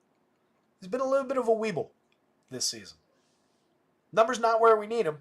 Definitely shaky. Definitely a tightrope, high danger kind of a walk, and a lot of games with 3-4 runs given up. But not a tremendous number of complete blow-ups. Despite all the contact that he's allowed, just 3.04% home runs. So he has gotten away with it a little bit. The Braves, 22.6% Ks with, again, all those key hitters in the high to mid-20s. Michael Harris, 4,000, 3,200, has 9 homers, 8 steals, but strikes out 23% of the time and doesn't really walk. 122 ISO, 81 WRC plus this season. Hasn't been a great year, over 366 plate appearances for Mikey Harris, but does have a lot of upside in any given slate. Jorge Soler, 45, 32, 17 home runs, a 182 ISO, a disappointing season overall, but he's found a way to stay involved despite the lack of power this year. A 109 WRC plus on 12.1% walks with a 327 on base at least keeps him creating scoring events. He does barrel the ball at a 10.8% clip. There is still power that could come roaring to life any day, and he's cheap now. So you're going to Jorge Soler more often than not if you're stacking Braves, but he's had a problem season. Ozuna at 54-38 has 37 home runs, a monster year out of him, a 159 WRC plus, 263 ISO, major premium contact option. Matty Olson still makes great contact at the plate, just costs 5,000, 3,200 across sites, 25 home runs, a 208 ISO, 105 WRC plus. The numbers have been rapidly normalizing in terms of the power output in the last few weeks. Olson remains like a very, very high-end first base option for what is a reduced price compared to where we would find him in years past. Travis d'Arnaud, 41, 3,000. If it's Murph in there, just as good. 14 home runs for d'Arnaud. Murph has, I think it was 8 home runs in a handful of plate appearances this year. D'Arnaud's been the better of the two. He's gotten the more regular chances this season because Murph was out for most of the year. But he's always been a just good power bat, even when Murphy's healthy, coming off of the bench as his backup. So any given slate, either of the Braves catchers is always an option. Whit Merrifield, mix and match caliber, 37-27, multi-position on FanDuel, not so on DK. Jared Kelenic, 33-26, if he's in the lineup. A lefty with a little bit of power. He's hit 14 home runs, but very inconsistent, sub 300 on base. Arcia is up to 15 home runs, just a 76 WRC plus. He's a mix and match shortstop and diminishes a high-end position. Gio Urshela, not much of a hitter at the bottom of the lineup. So it's a short Braves lineup if this is the version we get. It's really the top 5 that are appealing. Might feed the upside for Gausman a little bit.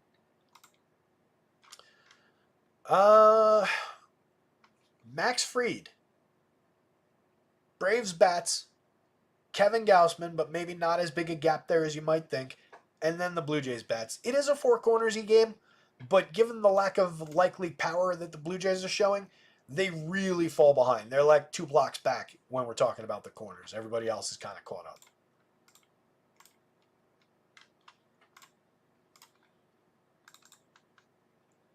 What's up, Dula Bance? Appreciate you coming by, buddy. Good hearing from you. Thank you very much for that. Come back later on in the day. 6 or 6:30, probably going to be 6:30 at the pace we're getting through this baseball slate. But we'll be going through the football showdown slate, and it's becoming increasingly likely that our marathon main slate football show is going to push to Saturday now. But stay tuned. We'll find out about that. Let's continue plowing ahead with this. Sammy Aldieri on the mound for the Angels in his second start, 5,300, 6,200. His numbers aren't coming up because he's Samuel, and I didn't bother to change him either. I was in a little bit of a hurry. He's only pitched 1 game in the show. We talked about him the other day. First Italian-born player to make the majors, or probably pitcher to make the majors. 5 innings, 2 earned runs, 3 strikeouts, 2 walks, a home run allowed, 6 hits given up. It sounds okay, but the downside comes with the 7 runs allowed. 7 runs, but only 2 of them are earned. So not his fault necessarily, but those runs did score. It wasn't exactly a successful outing. He took the loss. He didn't get the quality start, and the strikeout total, the walk total were pretty mediocre. In the minors, 10 AA starts while with Philly. 2 AA starts while with Philly, 10 innings pitched, 3.60 ERA with a 3.18 xFIP, and a 30.4% strikeout rate against 8.7% walks. AA with the Angels, he made 4 starts, 17 and a third innings, a 5.19 ERA, but a 2.87 xFIP is very good. 31.6% strikeouts, 11.4% walks. He's been a high strikeout pitcher at basically every stop of the minor leagues, but he's also been pretty high walk. So for the money, you might find some Ks against this Rangers lineup, but I feel like you're in a very, very shaky, dangerous kind of a spot.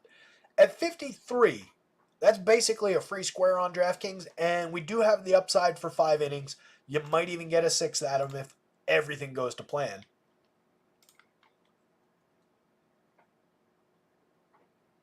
I'm going to rescind that, actually. He hasn't really completed the sixth that many times in the minors. And again, he had not pitched above Double-A before getting this promotion. Started the season with Philly in High A, worked his way up to Double-A, and then skipped Triple-A, which they do pretty frequently. Somebody mentioned it in the chat the other day, just because they've got a ridiculous PCL ballparks, so they don't like ruining their pitchers in Triple-A just because of the offensive nature of that league. So a lot of the time they will skip Triple-A with pitching. He's 22, lefty, about to turn 23 sometime later this month. Given the idea of 5 innings, it's a little bit on the board. Needs to be sharp, needs to find his Ks along the way. There are strikeouts available in this version of the Rangers lineup, though. I would probably lean Rangers if I had a gun to my head about it, but fortunately I don't. We're just talking DFS. Garrison Garabito on the other side. Similarly, low-cost option. 2 outings ago, he went 4 innings, faced 14 hitters, struck out 3 of them, walked 1, no hits, no runs. That was all the way back on August 18th in relief. Last outing was just 2/3 of an inning, gave up a hit, struck out 1, no runs allowed, faced 3 hitters in relief on the 3rd, which is just 3 days ago. I assume we're just getting 2 or 3 innings here. I believe that's a 3-inning projection.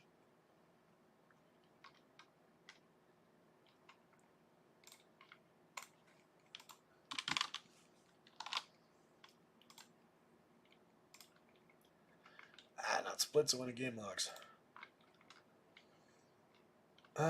Minors.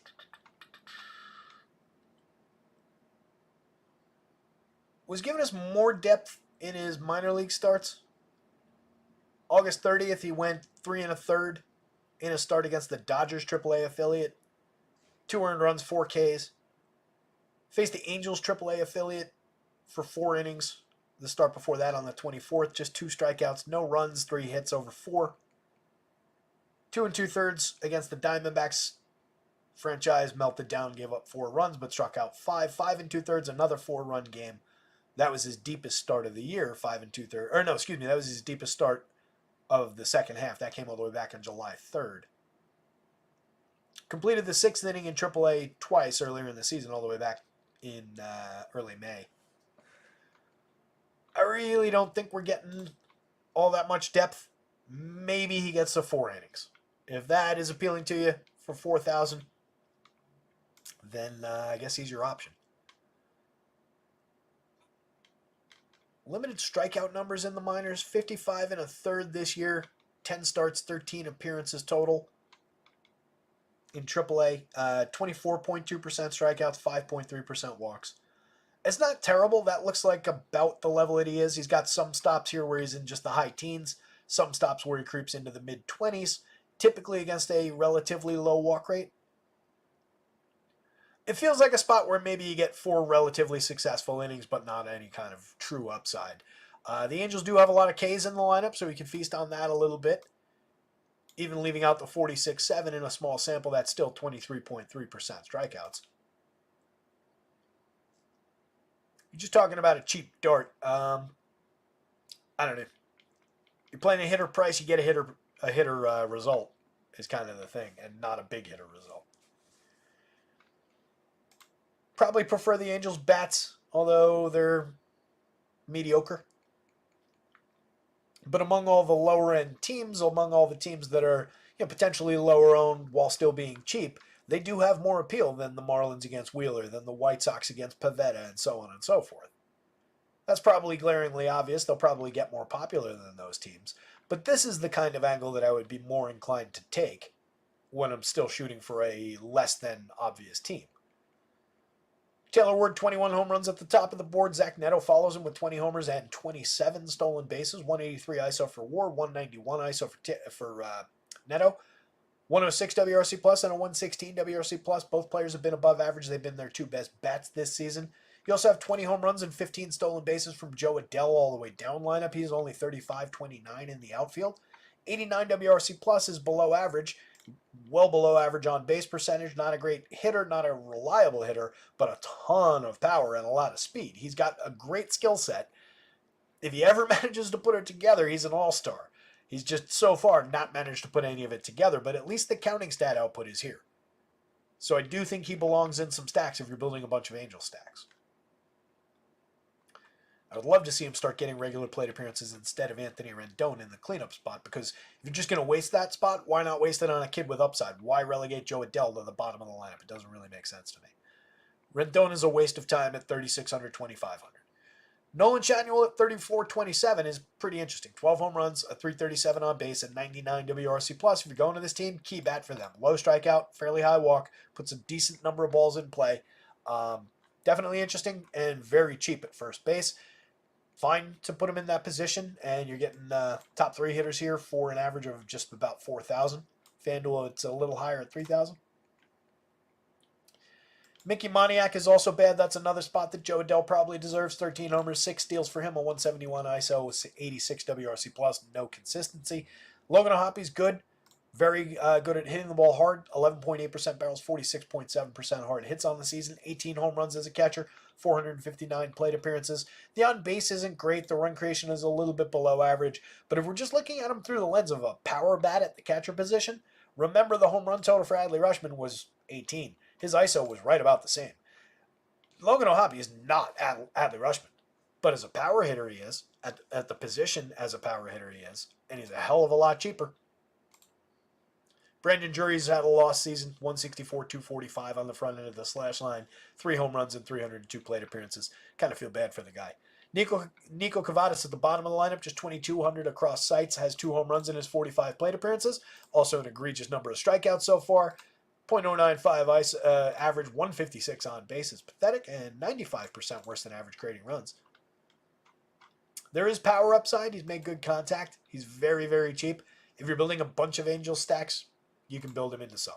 There's a little bit of upside to a win there. On the Rangers side, they look very good against Aldieri here. Marcus Semien 8.33 in the home run model, Josh Young at 8.51, and Adolis Garcia at 8.48. But they're glaringly missing Corey Seager. He went on the IL this week. Wyatt Langford in the 2 spot. 10 home runs and 12 steals out of him. Just a 138 ISO and 98 WRC+. You're also suffering a little bit with Semien at just a 147 ISO and 96 WRC+. He's hit 18 home runs and 623 plate appearances. That's why he costs under 5,000 at second base. That's why he costs 3,200 at second base on FanDuel. Marcus Semien remains extraordinarily playable. He's not doing anything wrong here. These numbers are almost exactly identical. The contact numbers are almost exactly identical. There's no real difference in his contact and his approach or anything like that this season. So I think we just continue to keep going back to him now that he's cheap. Josh Young at 4,200, 2,900. Interesting 3-hitter, 282, 304, 451. A 110 WRC+, 6 home runs in his 148 plate appearances. A lot of power in that bat, making very good contact from the right side of the plate. Not a bad option at all for a cheap price coming down the lineup. All of these guys are under 5,000 on DraftKings. If you just go 1 through 5 there, that puts their 5 key bats into your lineup for 4,200 apiece against Sammy Aldieri. Not bad. Texas, really, really cheap. Kind of cheap like we talked about with the Twins the other day. Let's say you didn't want to include Nathaniel Lowe, lefty at 3,600. Not that that's going to be a thing for him against this pitcher. But you wanted to go to a right-handed first baseman if Justin Foskew's in the lineup at 2,100. Now we're down below 4,000 for that 5-man average price. 3,900 apiece for a stack that includes Semien, Langford, Young, Garcia, and then Justin Foscue thrown in. That's highly, highly playable. Ezekiel Duran's a mix and match quality option. Only outfield on DraftKings isn't great, but 4 positions on FanDuel makes him a lot more appealing. Hasn't had a great year, over 225 chances. Carson Kelly's down lineup. He's hit 8 home runs in just 271 chances, a 140 ISO, 107 WRC+. A mix and match quality catcher, a mix and match utility guy for a cheap price, and then Jonathan Ornelas is a little bit less than both of those guys at the very bottom of the lineup. I'd rather have Leody Taveras down there. We'll see what we get. Rangers bats, Angels bats. These pitchers are just cheap dart throws at best.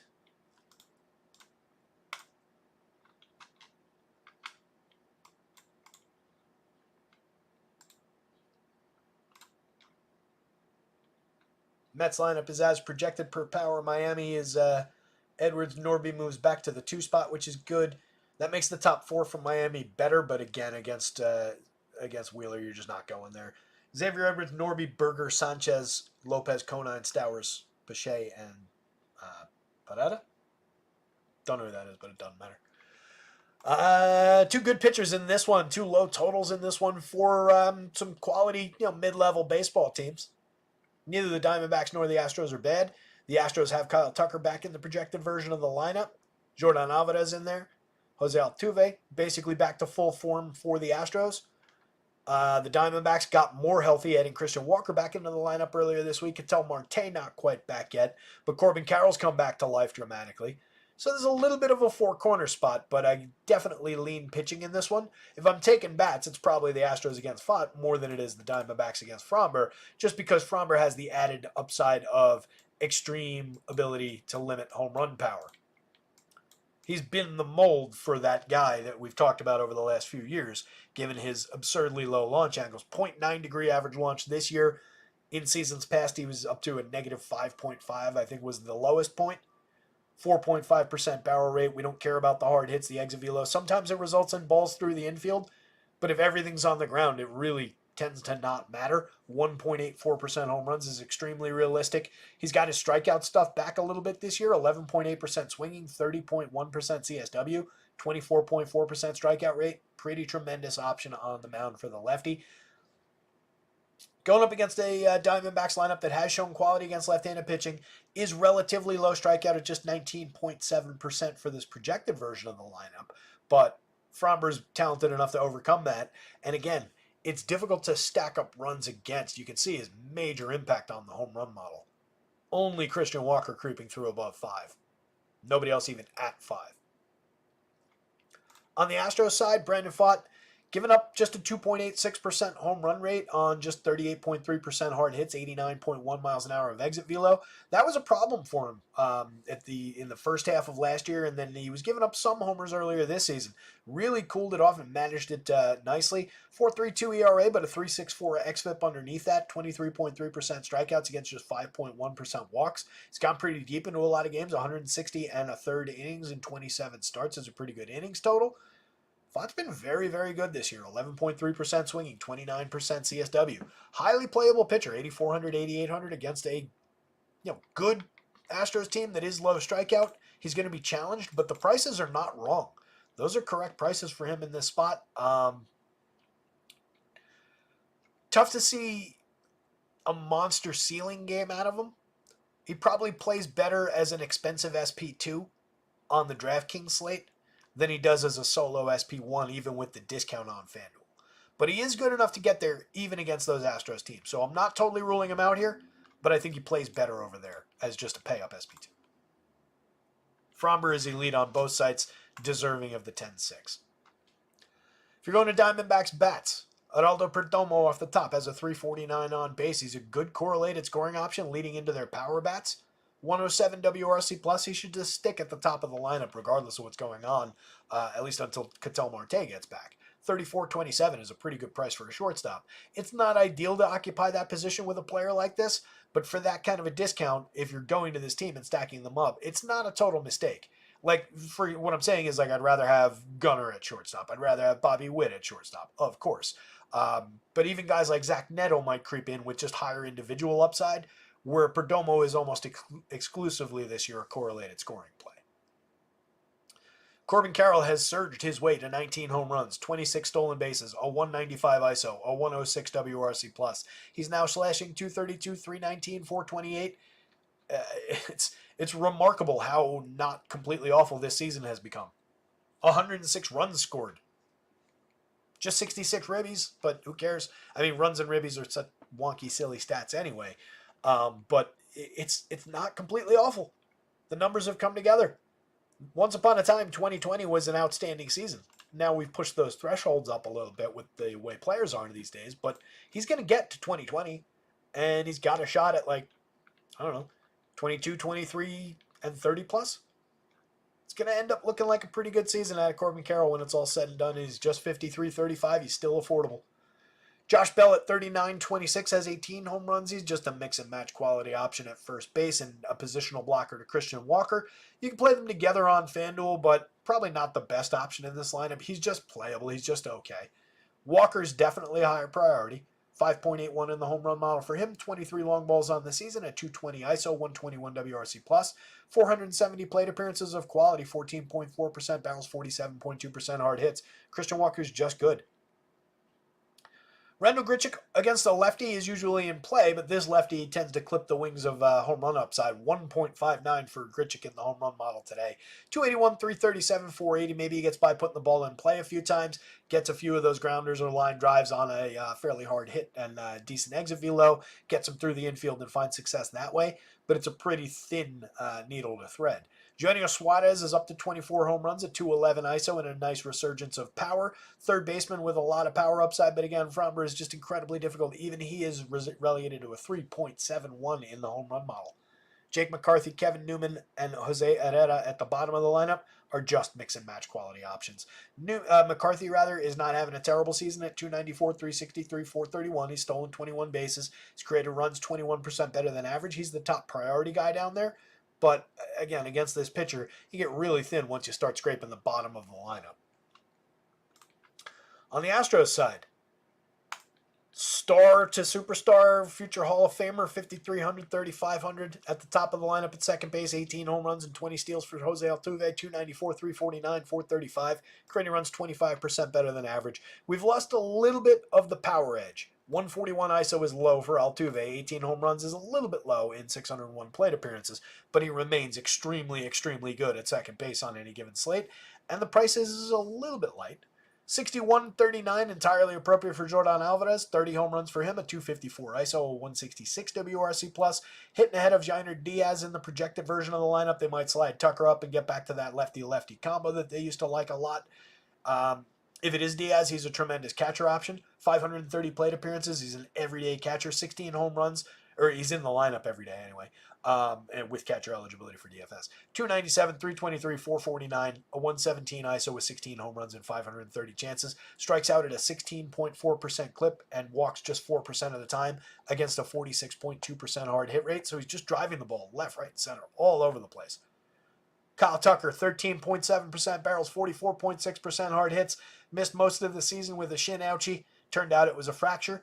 19 home runs, 10 steals in just 262 plate appearances. Tremendous output. Had a 318 ISO when last we saw him, a 175 WRC plus. Tucker's a legitimate superstar. 5,300 is a little bit cheap for him. 3,800 on FanDuel. Arguably 200 cheap at least. Alex Bregman at just 49.31 across sites. Up to 21 home runs, a 185 ISO, looking a lot like Alex Bregman, 115 WRC plus. Good run creator, decent power bat, 40.8% hard hits, extreme low strikeout at 13.6%. A lot of balls in play. John Singleton, 27-26, has 13 home runs, a 148 ISO. He's a mix and match quality option. He's up to a 101 WRC plus. You can play him at cheap prices at first base. It's not a positional blocker to anybody, but there are better first basemen on most of the teams on this slate. Jeremy Pena at just 4,000 is kind of interesting. 31 on FanDuel is a different kind of price. 4,000 on DraftKings, a little bit cheap. 14 homers, 16 steals. He's no superstar, but he's an effective option at the position. Again, a positional blocker to getting to superstars like Gunnar, like Bobby Witt, and so on and so forth. But he's perfectly fine. 273, 12, 402. He falls into that Neto category, and he contributes in both categories, 14 home runs and 16 steals. Ben Gamel, mix and match quality outfielder with a little bit of lefty pop, a 126 WRC plus, the ability to get on base. He's got a 402 on base in his 82 plate appearances, drawing a ridiculous 18.3% walk rate so far. Mauricio Dubon, a utility man, move him around to different positions. 4 of them for 25 on FanDuel, just 2 on DraftKings. Framber Valdez. Brandon Pfaadt. Astros bats, Diamondbacks bats. Loosely four corners game, but mostly favors the Astros when it comes to the hitting. I really don't like targeting Framber, just for the complete downside for power that he takes away. Cole Ragans, extreme high upside pitcher near the top of the overall pitching slate. coming off of just a 5-inning start, gave up 5 earned runs, but struck out 10 against the Astros that are a very low strikeout team like we just examined. But that's not a great start. It's pretty short. 4 innings, the start before that against Cleveland. Struck out 4, but walked 4 through a ton of pitches and was inefficient in that one. 5 innings against the Angels, the start before that. 4 earned runs allowed. 9 strikeouts, walked 3, gave up a homer. 5 runs on 3 hits total. Not a great start. You got to go back to August 14th against the Twins to find a truly good one. 8 strikeouts, 1 run on 5 hits over 7 innings. Pitched into the 7th to start before that. 4 runs, but only 1 of them earned on 6 hits. Struck out 7, 2 home runs allowed, walked 2. It's been a little bit more bumpy, maybe a little fatigue setting in for Cole Ragans, who was either over or approaching his career innings high, I'm certain, with 161 and a third and 28 starts for the converted reliever. He's absolutely tremendous, 29.5% strikeouts on the season, an utterly dominant 14.8% swinging strike rate, capable of punching his way out of any trouble that the 8.4% walks might get him into. Not bad at all for premium contact and power, good at limiting and inducing weak and medium contact. Totally playable at 94, 10, 5, and the Twins, not my favorite target on the board. They do have a bunch of good run creators, but Cole Ragans is a pretty high-end pitcher, so I have no issues going to it, and he's a little bit discounted from the extreme top end, at least on DraftKings, similarly priced on FanDuel. At 6,900, 7,200, Zebby Matthews has given us so far a 22.8% strikeout rate and just 2.5% walks in his 17 innings, his 4 starts. But his ERA is at 7.41. His xFIP is at 4.19. He's given up a tremendous number of home runs. Had that problematic outing where most of the home runs came the last time out. 3 home runs allowed, 9 earned runs on 10 hits. Faced 17 hitters, went just 2 innings against Toronto. That'll ruin your ERA in an awful hurry.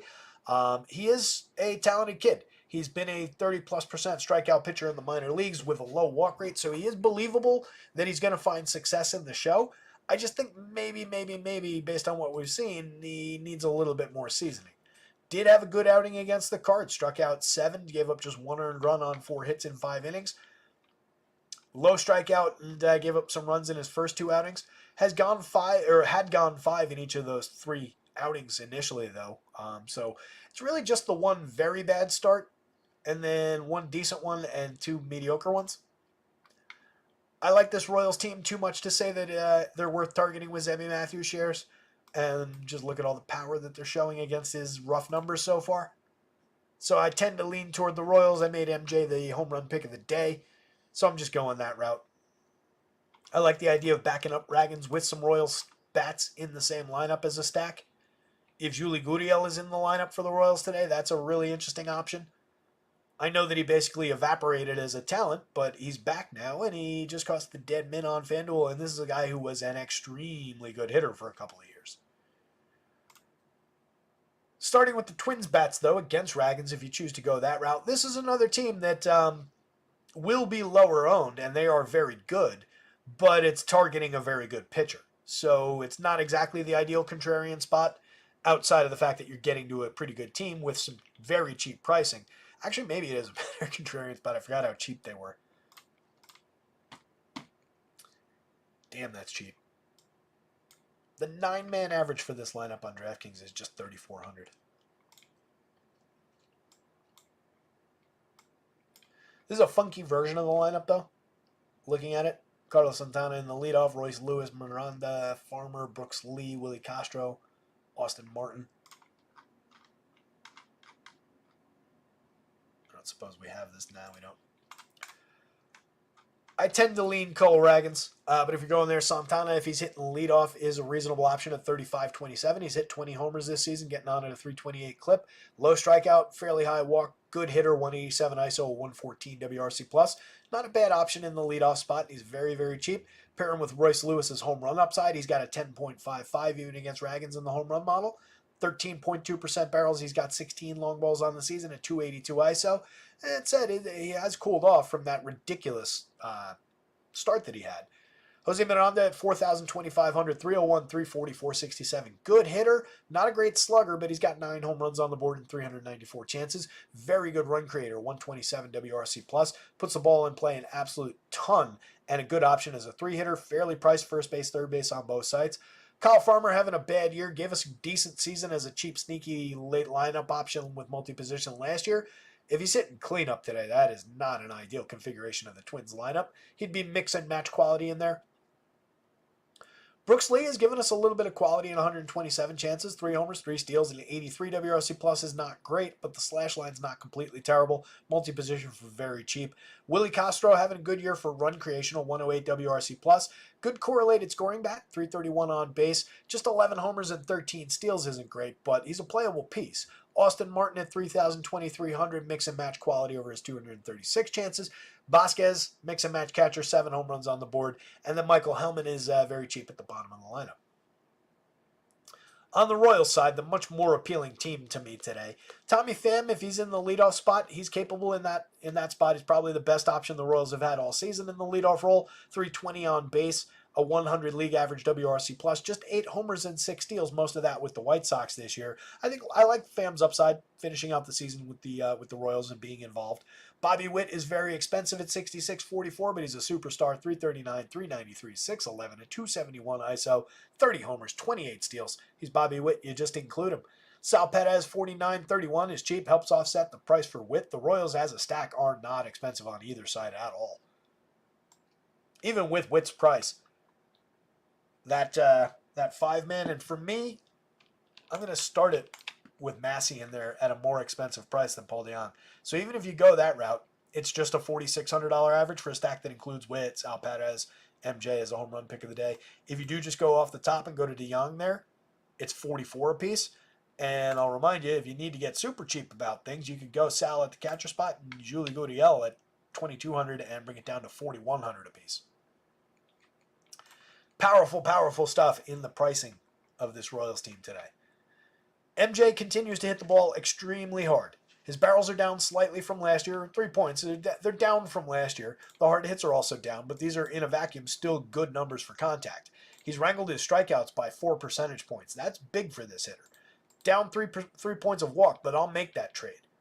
211, 273, 417, 17 home runs, a 206 ISO. Maybe, hopefully, rounding into form in terms of putting a little bit more frequent bat on ball, which just drives the numbers up.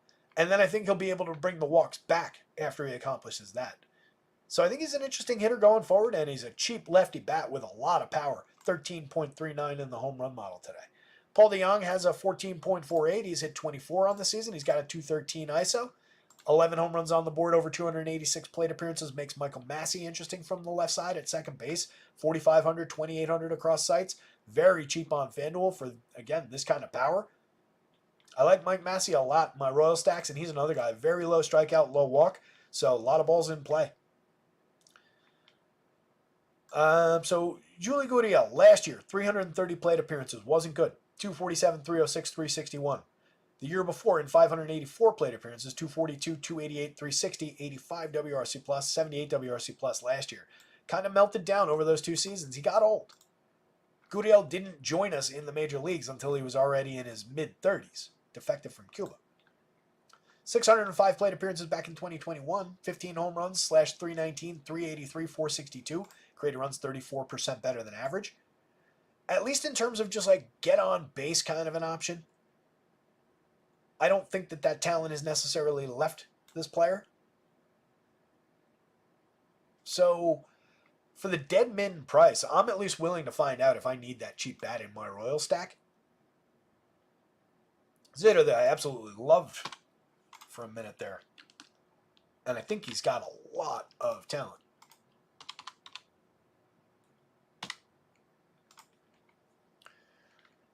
For the career, going back to 2016 when he made his debut, again at age 32. So it took him a while to get, unfairly, took him a while to get to Major League Baseball, to get to the United States because of the stupid embargo laws. He peaked at in 2019 at 31 home runs. He slashed 298, 343, 541 that year. Created runs 31% better than average. For his career, in 3,600 plate appearances, 98 home runs, a 281, 326, 440 hitter. And that's with those 2 bad years loading it up. Prior to that, can I do this? Yes, I can. Prior to that bad dip in his ages 32 through 37 seasons with Houston, 2,700 plate appearances, he hit 86 home runs in the 2,700 plate appearances, and he was a 293, 337, 467 hitter for his career. He had a 10.9% strikeout rate. Even in the 2 bad years, that strikeout rate was still just 12.5 and 13.4. So at least we're getting balls in play, and I think that's going to stay true. He struck out a couple times so far, 28.6% in his 7 plate appearances, but let's give him a second. He's also slashing 333, 429, 500. So I'm neither anointing him as back to a successful Hall of Fame caliber hitter, and I'm not worried about the aggressive strikeout rate so far in 7 plate appearances. I just think he's interesting down lineup, first base, dead min. Works for me. Hunter Renfroe, 37-26, has 12 home runs. Mediocre season out of him. Kyle Isbell, 24-25, just a mix and match caliber player. Cole Ragans, Royals bats, or Royals bats, Cole Ragans. Either way, those are both top of the board. Twins bats, and then Zevy Matthews only on DK, and even there it's kind of thin. I really don't want to target this Royals team with all that power showing and all their quality and their limited strikeouts. Can't believe there's 4 games left. Where did I spend all that time? We're 2 hours in. Unreal. I didn't feel like I was wasting that much time today.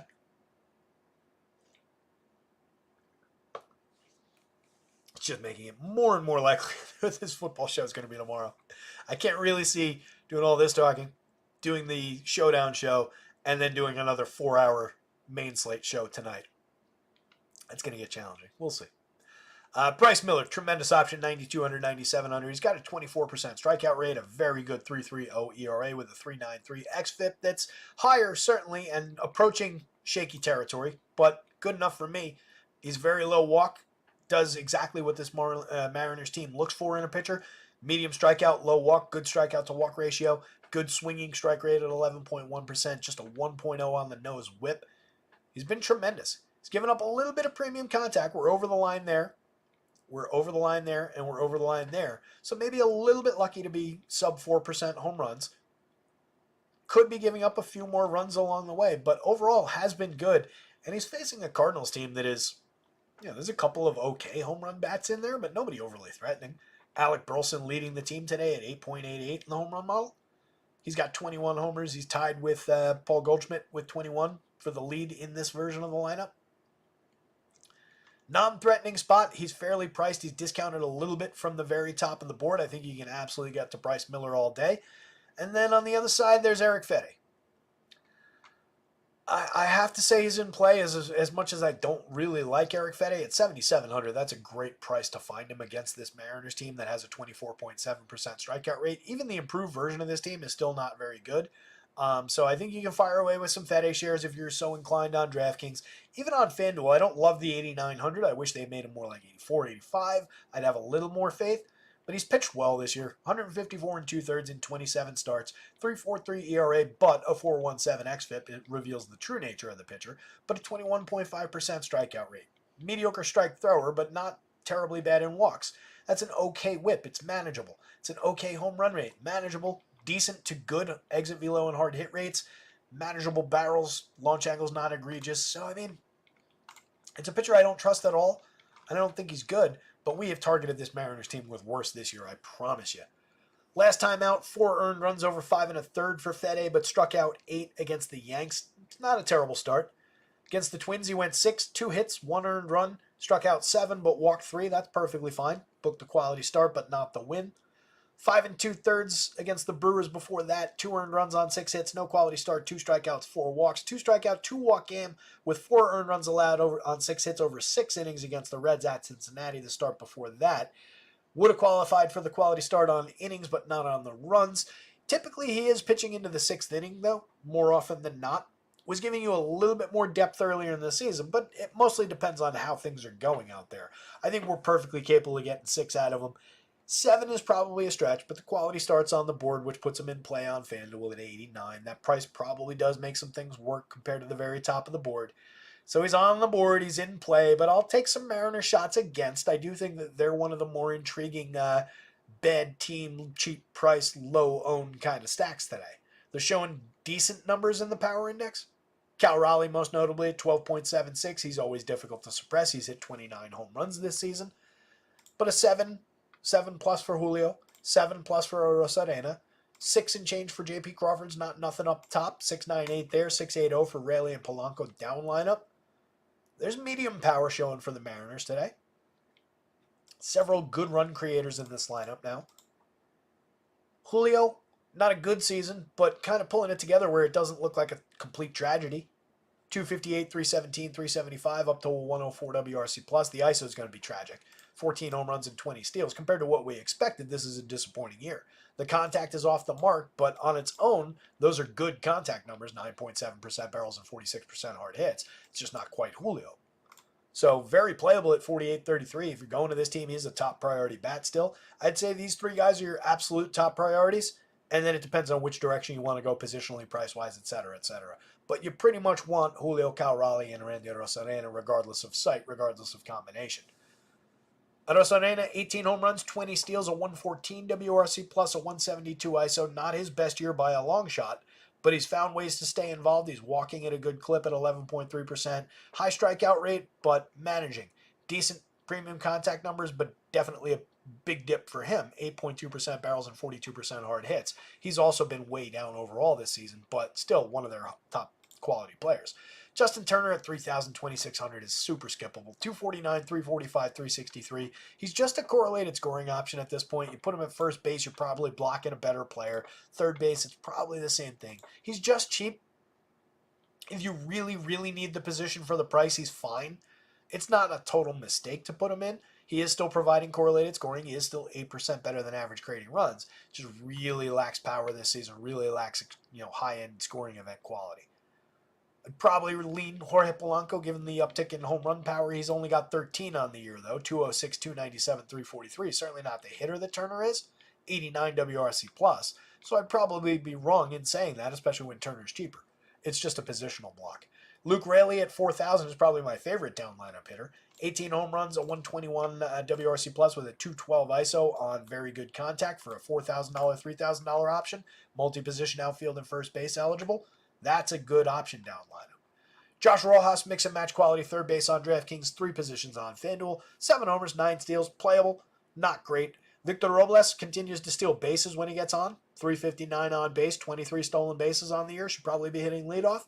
127 WRC+. plus. We'll see if he pops up to the top of the lineup. The other day, we were worried about him hitting 9th. He ended up hitting, I think, 7th. Has a little bit of power, a lot of speed. Been putting up reasonable numbers, over 228 plate appearances. He's playable at the bottom of the lineup, but we greatly prefer him in the top of the lineup. On the card side, Mason Wynn, 42-29, 12 homers, 10 steals. Better real-life player than he is DFS option. You can click him into shortstop in your Cardinal stacks, but really not as a one-off, not in a vacuum on his own as a shortstop option compared to the other shortstop options. He's lower level. He's the very bottom guy in that mid-range playable Zach Neto kind of a tier. He's nowhere near the Gunners and Bobby Witts of the world. But he's been effective this year. He's low strikeout, low walk, so he puts the ball in play. Okay counting stats. Okay run creator. Burleson for 43, 3,000, 21 homers, a 170 ISO, 111 WRC+. plus. Arenado's been not good this season. 266, 317, 395 is deceptive. 15 home runs in 559 plate appearances is true to form. That is not what we expect from Nolan Arenado based on the career history. But based on what the swing looks like this year, that is probably accurate going forward. Just a 129 ISO at league average for run creation has been pretty bad, but he's very, very cheap against Bryce Miller. I tend to prefer Miller. Brendan Donovan, 35-29, has 11 home runs. A decent on-base percentage. He's an okay correlated scoring option, but not a peak performer. Just low strikeout, a lot of balls in play, decent on base. Goldschmidt at 4,000, 3,000 is cheap. He's got 21 home runs. Just a 171 ISO, though. Not really finding a ton of success for extra base hits. And this is several home runs off of the previous pace that Paul Goldschmidt would be at. But he's not been completely terrible. He's one of their more playable bats any given slate. 7.08 is second in the home run model, making very good contact still. That contact is better than a $4,000 hitter. Lars Nootbaar, 33-28, fills counting stats, 9 home runs and 7 steals in 333 chances. Not his best season, but a 107 WRC+. Plus. Keeps him involved. Very good contact at 9.6% barrels and 50.2% hard hits. Pedro Pajes, Michael Ciani down lineup, mix and match quality players. Ciani's stolen some bases. They're both getting on at exactly a 291 clip, and they're both well below average for run creation. Bryce Miller, Eric Fede, Mariners bats. And then Cards bats. They're at least on the board, but they're the lowest end of this. You could play a few shares of Cards, but I greatly prefer Bryce Miller in that equation.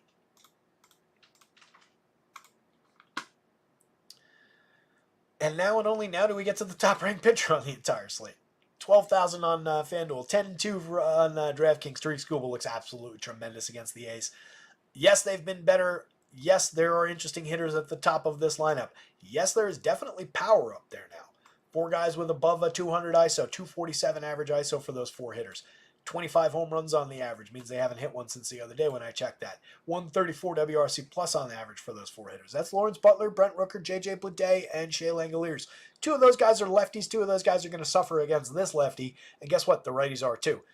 Tariq Skubal is tremendous. He's got a 2.51 ERA, a 2.88 xFIP. He's striking out 30.3% of hitters. He's inducing ridiculous numbers for weak and medium contact, 33.5% hard hits, 87.6 miles an hour of exit velo, 211 home run rating.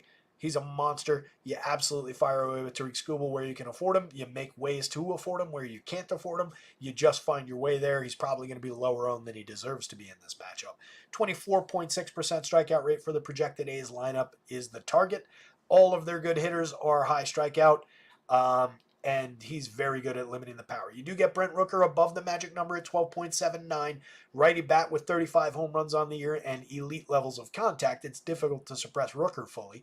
289 ISO, 170 WRC plus. You also get Langoliers at 9.63 for home run upside and some mid-level totals through the lineup. So they're not completely off the board for hitting 1 home run against Skubal, but doing much more than that is extremely unlikely for this team today. Skubal looks great.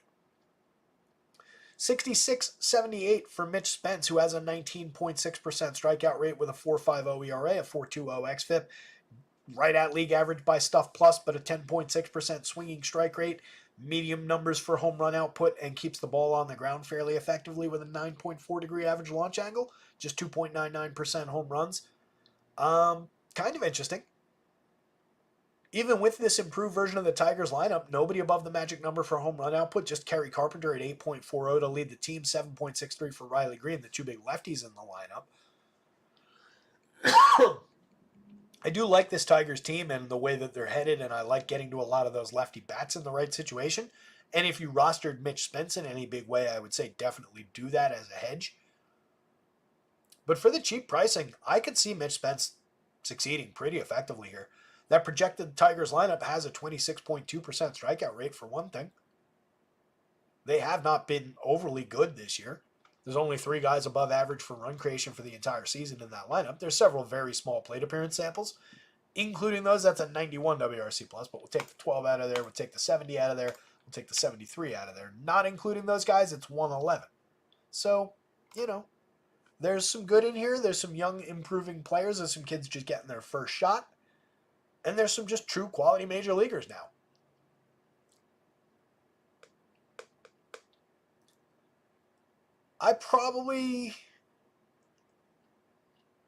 Man, that's a tough question. Gun to my head, do I take the Tigers bats? That would be a poor decision historically. Or do I take Mitch Spence? Tough call. I probably lean Spence. Pitching has succeeded more often than not against the Tigers. They haven't been totally dead this year. They haven't been the worst team. They're not the White Sox. They're definitely better than that. They're one of the better bad teams in the league, but they're still bad. If you're going toward the Tigers, though, Parker Meadows off the top 4,200, has 6 home runs, 9 steals, just a 293 on base. Needs to work on that, but the 193 ISO has appeal. 99 WRC plus is fine. 9% barrels. He strikes out a lot at 26.3%, but if we're looking for power upside, there's a little bit there. Riley Green at 5,400 has hit 20 home runs, has a 350 on base, a 220 ISO, creating runs 32% better than average, hitting the ball extremely hard at 13.9 and 44.6 over here. Veerling doesn't exactly crush the ball, but those are decent contact numbers. 8% barrels, 40.7% hard hits. He's managed 16 home runs, a 181 ISO. He's a slightly above average right-handed hitter, probably right around average when it's all said and done, but he's perfectly fine, perfectly playable if you're going to Tigers, but not a top priority. I tend to say 1, 2, and then probably stick with some of the lefties or get Torque in there. Carpenter at 16.7% barrels and 46% hard hits, 14 home runs and just 237 plate appearances at 295 ISO is their best power bat. True power hitting from the left side. 4,500 is underpriced on DraftKings. 35 on FanDuel is more correct. They're more difficult to stack on FanDuel, but not at all impossible. On DraftKings, you're still getting some pretty good bargains there. Jace Young for 26 at third base, 25 at second base on FanDuel, just giving us 208, 323, 245 over his 62 chances so far. The talent hasn't come through yet, but he is a talented kid, so you keep giving him chances at those cheap prices. Torkelson, 4,100, 2,900 is up to 8 home runs and 303 plate appearances. Was really bad early in the season, went to the minors, succeeded down there, came back, has been better since rejoining the team. You do buy a lot of cheap power from the right side at first base. If you're stacking Tigers, I think you include Torkelson more often than you skip him. Here and there, you can skip over him if you're building a bunch of Tiger stacks, but he's still one of the better power bats in this lineup. McKinstry, mix and match quality at best, 4 home runs, 14 steals. Trey Sweeney is actually a little bit more interesting to me, just because he's so cheap, but putting him at shortstop I don't exactly like. I'd rather have second base eligibility. So back and forth between those two. Sweeney's hit 2 home runs in his 47 chances so far, a 178 ISO, decent prospect for them. And then Dylan Dingler, a mix and match quality catcher with a home run on the board in his 63 plate appearances. Outside of the 4 top priority bets from the A's, if you're going there, and again, don't really want to be doing that against Tariq Skubal, even for contrarian reasons. Yes, they are one of the better bad teams. Yes, they are one of the higher end teams for DFS for doing that because of all the home run upside. But Skubal's really good at checking power, at limiting that home run upside.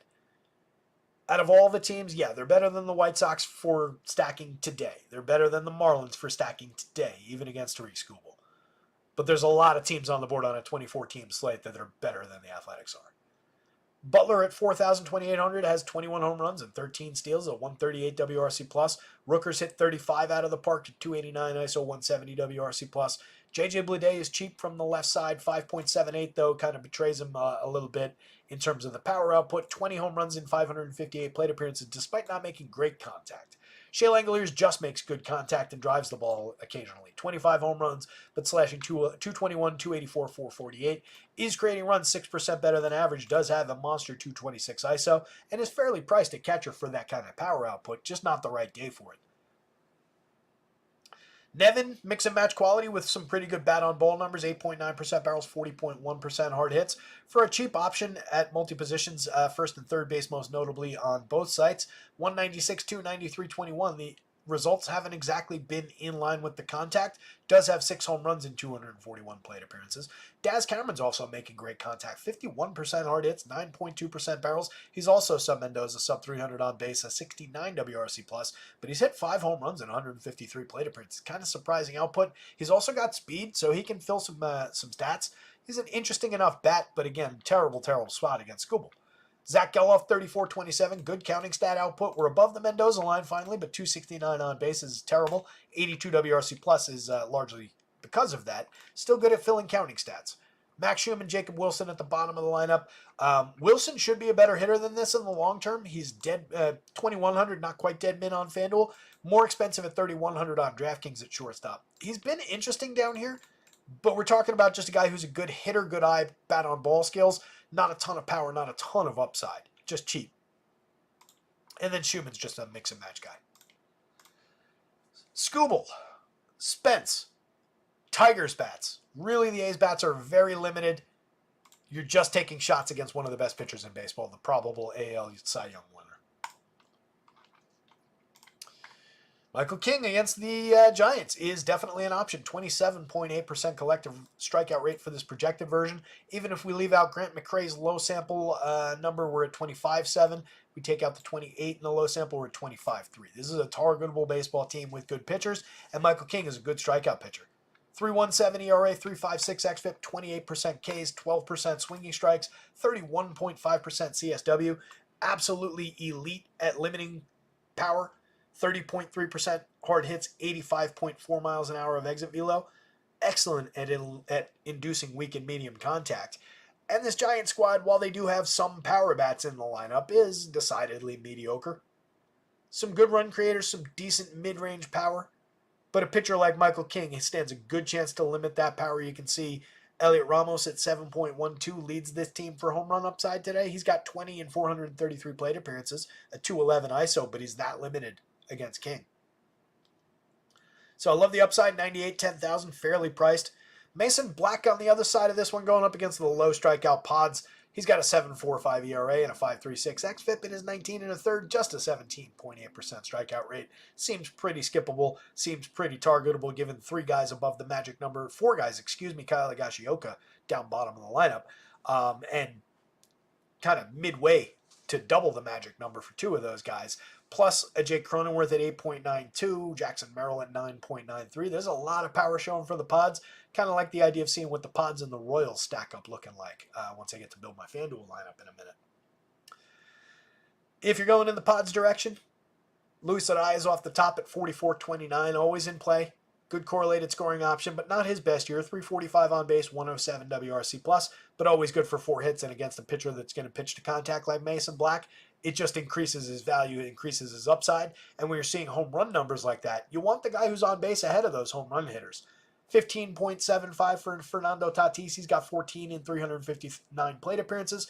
Just a 183 ISO, not his best season for power, but still 13.6% barrels and 54% hard hits. I will buy the upside. Jurickson Profar, 43.34 across sites, very differently priced. Much better buy on DraftKings. Down to 278, 383, 461, but that's still a good season. 22 home runs, 9 steals, 141 WRC plus. Manny Machado up to 23 homers, pulled the slash line together. 5,400, most expensive hitter on this team on DK. That's fine, still a fair price. 35 on FanDuel, one of several very expensive hitters on this team.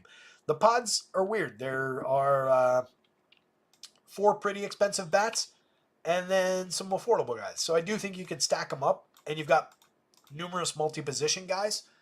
So I like my chances of getting to a stack that I like, putting them together with the Royals like I just mentioned.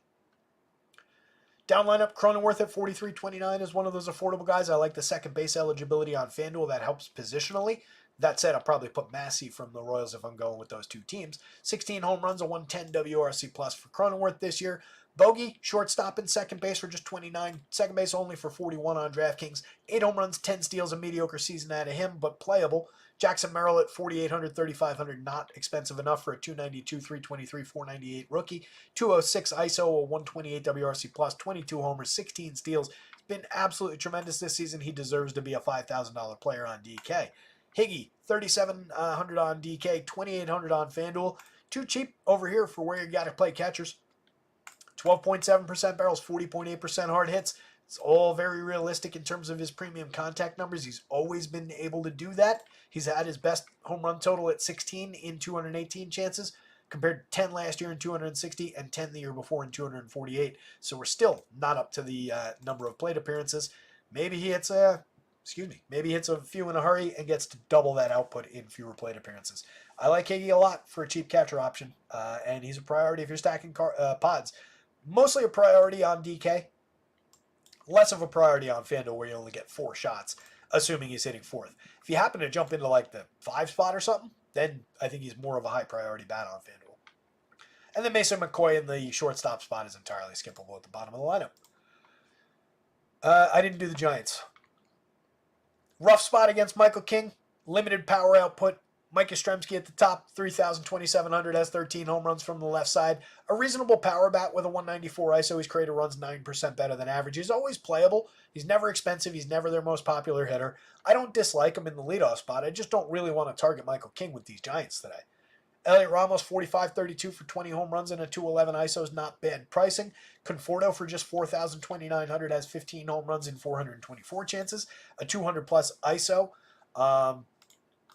Mediocre strikeout with a decent walk rate, putting good bat on ball at 11.2% barrels, 46% hard hits. Chapman, 12.6% barrels and 48.5% hard hits from the right side. He's turned that into 22 home runs, 13 steals, a 198 ISO, 118 WRC plus.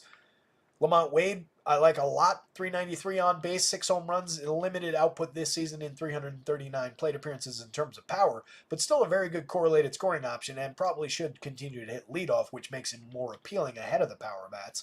But again, it's a limited spot for the Giants in general today. Tyler Fitzgerald roared out of the gate. He's got 14 home runs and 17 steals in just 272 plate appearances, 300, 353, 544, a 244 ISO. Second on the team with a 6.29 in the home run model. 3 positions on FanDuel at 33. Shortstop only for 47. Against King, it feels a little bit rough price-wise on both sites. He is a high priority in that lineup, but they are not a high priority stack. Bailey, pretty mediocre season. Just 7 home runs, bad slash line, 80 WRC+.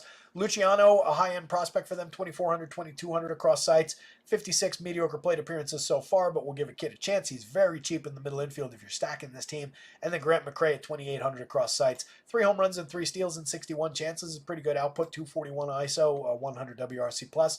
Give him a little mix and match quality in the outfield. Last game up.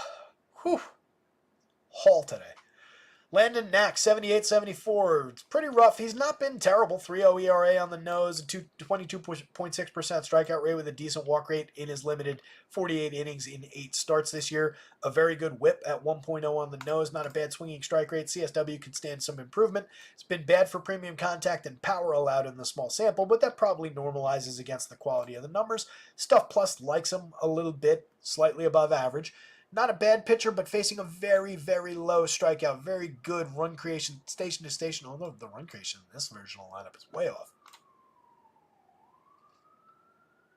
Interesting version of the lineup, I guess. Just 3 hitters at above average run creation marks. But they're good sequencers. They're good station to station. They're still low strikeout regardless of that aspect of them. Part of that is Kyle Manzardo being in the lineup now. Bo Naylor's just been bad all season. Brian Rocchio at the bottom of the lineup. Lane Thomas has slipped below average for run creation. Will Brennan's below average. No big Christmas in the lineup. In the projected version of the lineup, you could see him, depending on what they do platoon-wise. But up top, Stephen Kwan, 4,800, 3,100 is a great on-base and correlated scoring option. 125 WRC plus on a 357 on base. Puts the ball in play a ton. Tremendous option for that, just 9.1% strikeouts. He's hit 13 home runs this year, stolen just 11 bases despite getting on frequently, but he's always involved in this offense. Andres Jimenez at 39, 29, 7 home runs, 25 steals. Needs to get on base more and find more regular production if he's not going to turn into a power bat. 14.9% strikeouts and 4.5% walks. At least puts the ball in play a lot. That's why I'd rather get more power out of him than more walks. But we'll see what he becomes. Right now, he's just kind of lost in between. He's playable, but not great. Jose Ramirez at 64, 4,000 has 34 home runs and 34 stolen bases. A 134 WRC plus. He's absolutely fantastic at third base. He's worth paying for on either site. Naylor, 45, 35 has 29 homers, a 227 ISO. He's right there for power. Top end option for them. Number 2 priority behind Ramirez when you're stacking this team. Will Brennan, lefty bat, 3,100, 2,400, 8 home runs in 313 chances. He's just okay. He's just mix and match caliber. Kyle Manzardo at first base is another lefty. He's a high-end kid for them. Hasn't been good in the show so far, over 101 plate appearances. Just 2 home runs. A 179 ISO is not bad for his first 101 plate appearances, but the slash line at 232, 267, 411 needs improvement.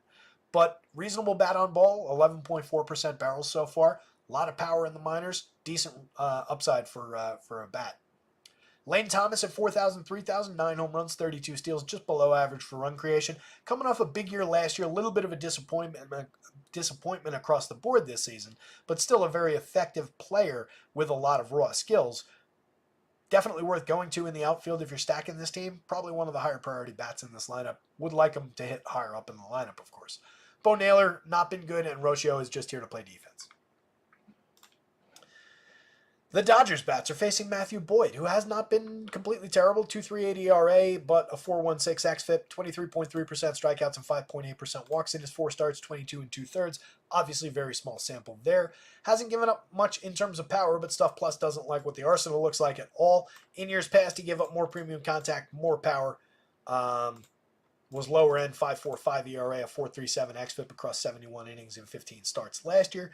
24.1% Ks. He's always got a little strikeout ability, but this Dodgers lineup is pretty low strikeout most of the time. So 20.2%, despite being pushed up by 30% there, some high 20s from some of the power bats like Teoscar Hernandez. If Max Muncy's in the lineup, he pushes up some strikeouts. You've got some of the elite options like Mookie, Freddie Freeman. So not a good spot for Matthew Boyd. At 71, 79, he feels entirely skippable on both sites, and you just grab some Dodgers bats. Shohei Ohtani at 17.17 in the home run model looks pretty tremendous. 5,000 on FanDuel, 7,000 on DraftKings. Super expensive, 44 home runs, 46 steals. Seems worth it to me. 323 ISO, 167 WRC+. Mookie at 63.41. It's getting difficult to put those guys together, particularly over here, and especially when those guys are as expensive as they are. But it's always worth doing. If you can find a way there, it is worth your while. 15 home runs, 14 steals for Mookie at 197 ISO, 151 WRC+. You can make an argument that Mookie should slide back ahead of Ohtani into the leadoff spot and hit leadoff with Ohtani too, but either configuration is perfectly fine. You get Freddie Freeman following that with a 382 on base at 207 ISO, 21 home runs at 143 WRC+ at first base. Teoscar's got 28 homers, 10 steals at 222 ISO, 127 WRC+. If Muncy's in the lineup against the lefty, he's got tremendous power even in the split, and he'll get chased. They'll chase Boyd, and they'll get some shots at the bullpen. Will Smith, very solid catcher bat, 47-33, 17 home runs, a 180 ISO, 108 WRC+, always in play, always hits the ball hard, fairly low strikeout, high walk option. Tommy Edman, good mix and match player, multi-position eligible for a cheap price on both sites. 59, pretty good plate appearances so far, but just a 70 WRC+. We need to get some more regular production, 288 on base out of him in the small sample. But this is a player we've seen hit 20 home runs, steal a bunch of bases, provide pretty good correlated scoring in years past. He's interesting. Probably more interesting than Miguel Rojas. More interesting for sure than Enrique Hernandez and Chris Taylor at the bottom of the lineup, both of whom are really scuffling this season. Rojas at least has a 107 WRC+. These two guys at 75 and 63 WRC+. And Hernandez has at least hit 9 home runs. Between the three of them, Chris Taylor's had the most incomplete season this year, but not one of them has been overly appealing for DFS. They're just cheap and in the lineup, so they can mix and match across positions. You get a ton of flexibility out of those guys, which does help fill out lineups, but your priorities obviously are up here. I would throw Tommy Edman into the priority mix, though. He helps make things work. And that's it. This one goes Dodgers bats, then Guardians bats, then Landon Knack, and then and only then Matthew Boyd, but the two pitchers pretty much off the board. All right. 411.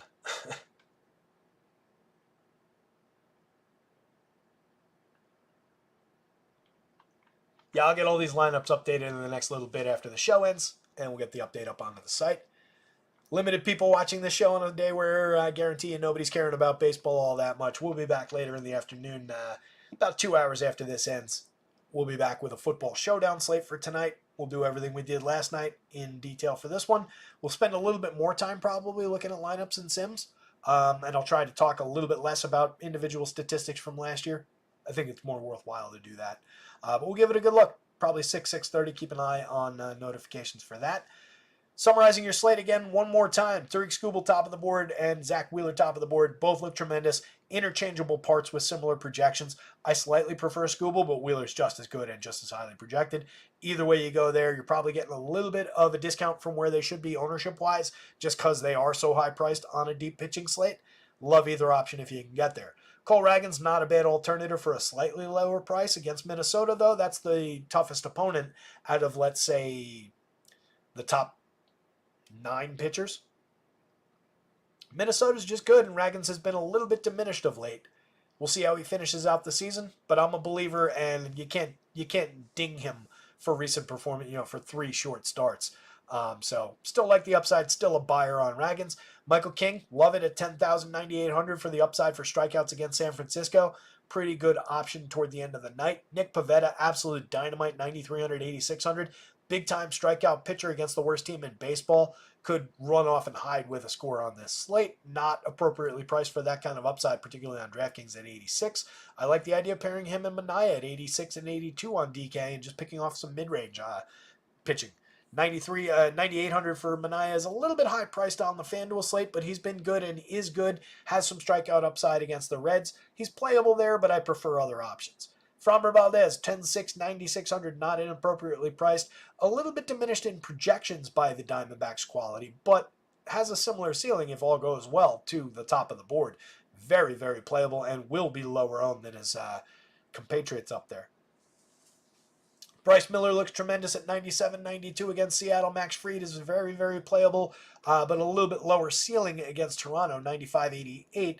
Max is going to have to give you 8-9 innings to match ceiling with some of those other guys more often than he gets there just in 6. But he's a very effective pitcher, very good at limiting power, limiting run creation against, and can find his strikeouts on the right day. Brendan Pfaadt just against a low strikeout, high-quality Astros lineup. He's correctly priced for it. Just looks challenging on a very deep pitching slate, but at those numbers for price, he is on the board. Kevin Gausman, high strikeout Braves lineup on the other side. 8,000 on DraftKings, very, very playable as an SP2 option over there, or even if you wanted to consider him a super low-cost SP1. Not terrible, hasn't had a good year, but capable of finding good starts along the way and pitching deep into ball games still against a high strikeout mediocre Braves lineup. 9,400, he's loosely playable on FanDuel. Fede, playable on both sides, more particularly on DK at 77 against this super gettable Mariners team. 89 is not incorrect on FanDuel. He's playable there, not my favorite option. Dean Kramer is an absolute bargain at 65. That's your bargain bin guy, and he doesn't even belong in the bargain bin. That's just a mistake price. That's too cheap. FanDuel went the other way. They put him too high at 9,000. He's less playable on FanDuel than he is on DraftKings. Should be a very popular SP2 option given the strikeouts in that Rays lineup. Mitch Spence falls into the same category. All the strikeouts in that Tigers lineup. They're a little bit dangerous, though, with some of the quality lefties, some of the power in that lineup now, but Spence has been good at limiting home runs, keeping the ball down. 6,600 is a fair price. 7,800 is also a fair price on the FanDuel slate. Edward Cabrera against the Phillies. High danger spot, a lot of walks, a lot of power allowed. Don't really like it. Kind of leaning Phillies bats there. He's very cheap for the strikeout upside, but there's a limited potential for success, and the walks just kill him, and the power and the whip, the runners on, just really, really hurt. Shane Baz, difficult to draw down against the Orioles on such a deep pitching slate. He's correctly priced for it. You can mix and match your way to him. Matthew Boyd against the Dodgers, kind of a no even at price for him. Len Knack, I could see a little bit more path to success. Maybe you just pick off 5 innings and a win. But Cleveland, not a good target as an opponent. 74-78. He's a low-end pitcher anyway, or he's an average kind of a pitcher. Davis Martin, average pitcher against the high-end Red Sox team that draws the highest total of the day. All those elite Red Sox bats from the left side. He's in a lot of trouble. Zebby Matthews, I'm targeting with Royals bats, but he's got a lot of talent. Just not a great matchup even at price. Aldieri at 62-53. Maybe you get there against the Rangers. Give me 5 clean innings for my 53 on DraftKings. Couple of strikeouts along the way. It's not completely terrible. 4,000 for Garabito, 5,800 for Mason Black down lineup. Those guys seem a little bit more limited. Black by the opponent. Garabito by kind of a lack of innings even for 4,000. Same thing with Fernando Cruz, although he's been high strikeout, 5 and 6 strikeouts in limited innings in the opener role the last 2 outings. If that's the kind of thing you want to buy for your 4,000, so be it. That's your decision. I don't like making that play with guys that I don't think are going to give me 5 innings reliably. That's your pitching slate up and down, gang. Let me show you the home run board, and then I got to stop talking for a minute. Tried to do that as fast as possible and still talk about all the things we normally talk about. There's a version of this show where I just say, hey, the Royals are all good. The top 4 of those are your priority guys. Go for it. Stack them. Move on to the next game. I don't think you get as much out of that kind of a show, so I'd rather go long and do a lot of talking. A lot of power on the board today. Depending on who's in your lineups, you got 27 guys above the magic number among the 24 teams. A couple of Cleveland Guardians showing some power. A lot of KC power shining through. Some Phillies power showing. Some Padres that we saw. 4 guys in the Padres lineup above the magic number. Like the idea of stacking some Padres and some Royals together. Work the Red Sox into that mix. Padres, Royals, Red Sox, Phillies. Probably my favorite stacks, just top of my head. Forget what the actual board looked like. I think the Mets are in that mix. A lot of power showing, and then a bunch of guys in the 9s, the 8s as you go down the board. Pretty good looking day. Let me punch out, gang. We're at 4:17 after our early start. Lost a little bit of time there, but it was worth it. Hopefully you guys got a lot out of this. Hit the like button, hit the subscribe if you haven't already done that. We'll be back a little bit later for a football showdown show. I think I am officially going to punt the main slate marathon show to tomorrow when we've just got all day to handle it. splits. So we'll confirm that later on. But let me get out of here. Let me get some lineups updated. That'll land on the site in the next couple of minutes. You guys absolutely rock. Check out acemine.io, by the way. If you weren't here for football yesterday, they made some monster improvements that I hadn't noticed and that are rolled out now. Optimizer, Sims, killer product. I was successful with it last night. I'm going right back to the well with them tonight for the Showdown slate. We'll take a look at them on the football show later on.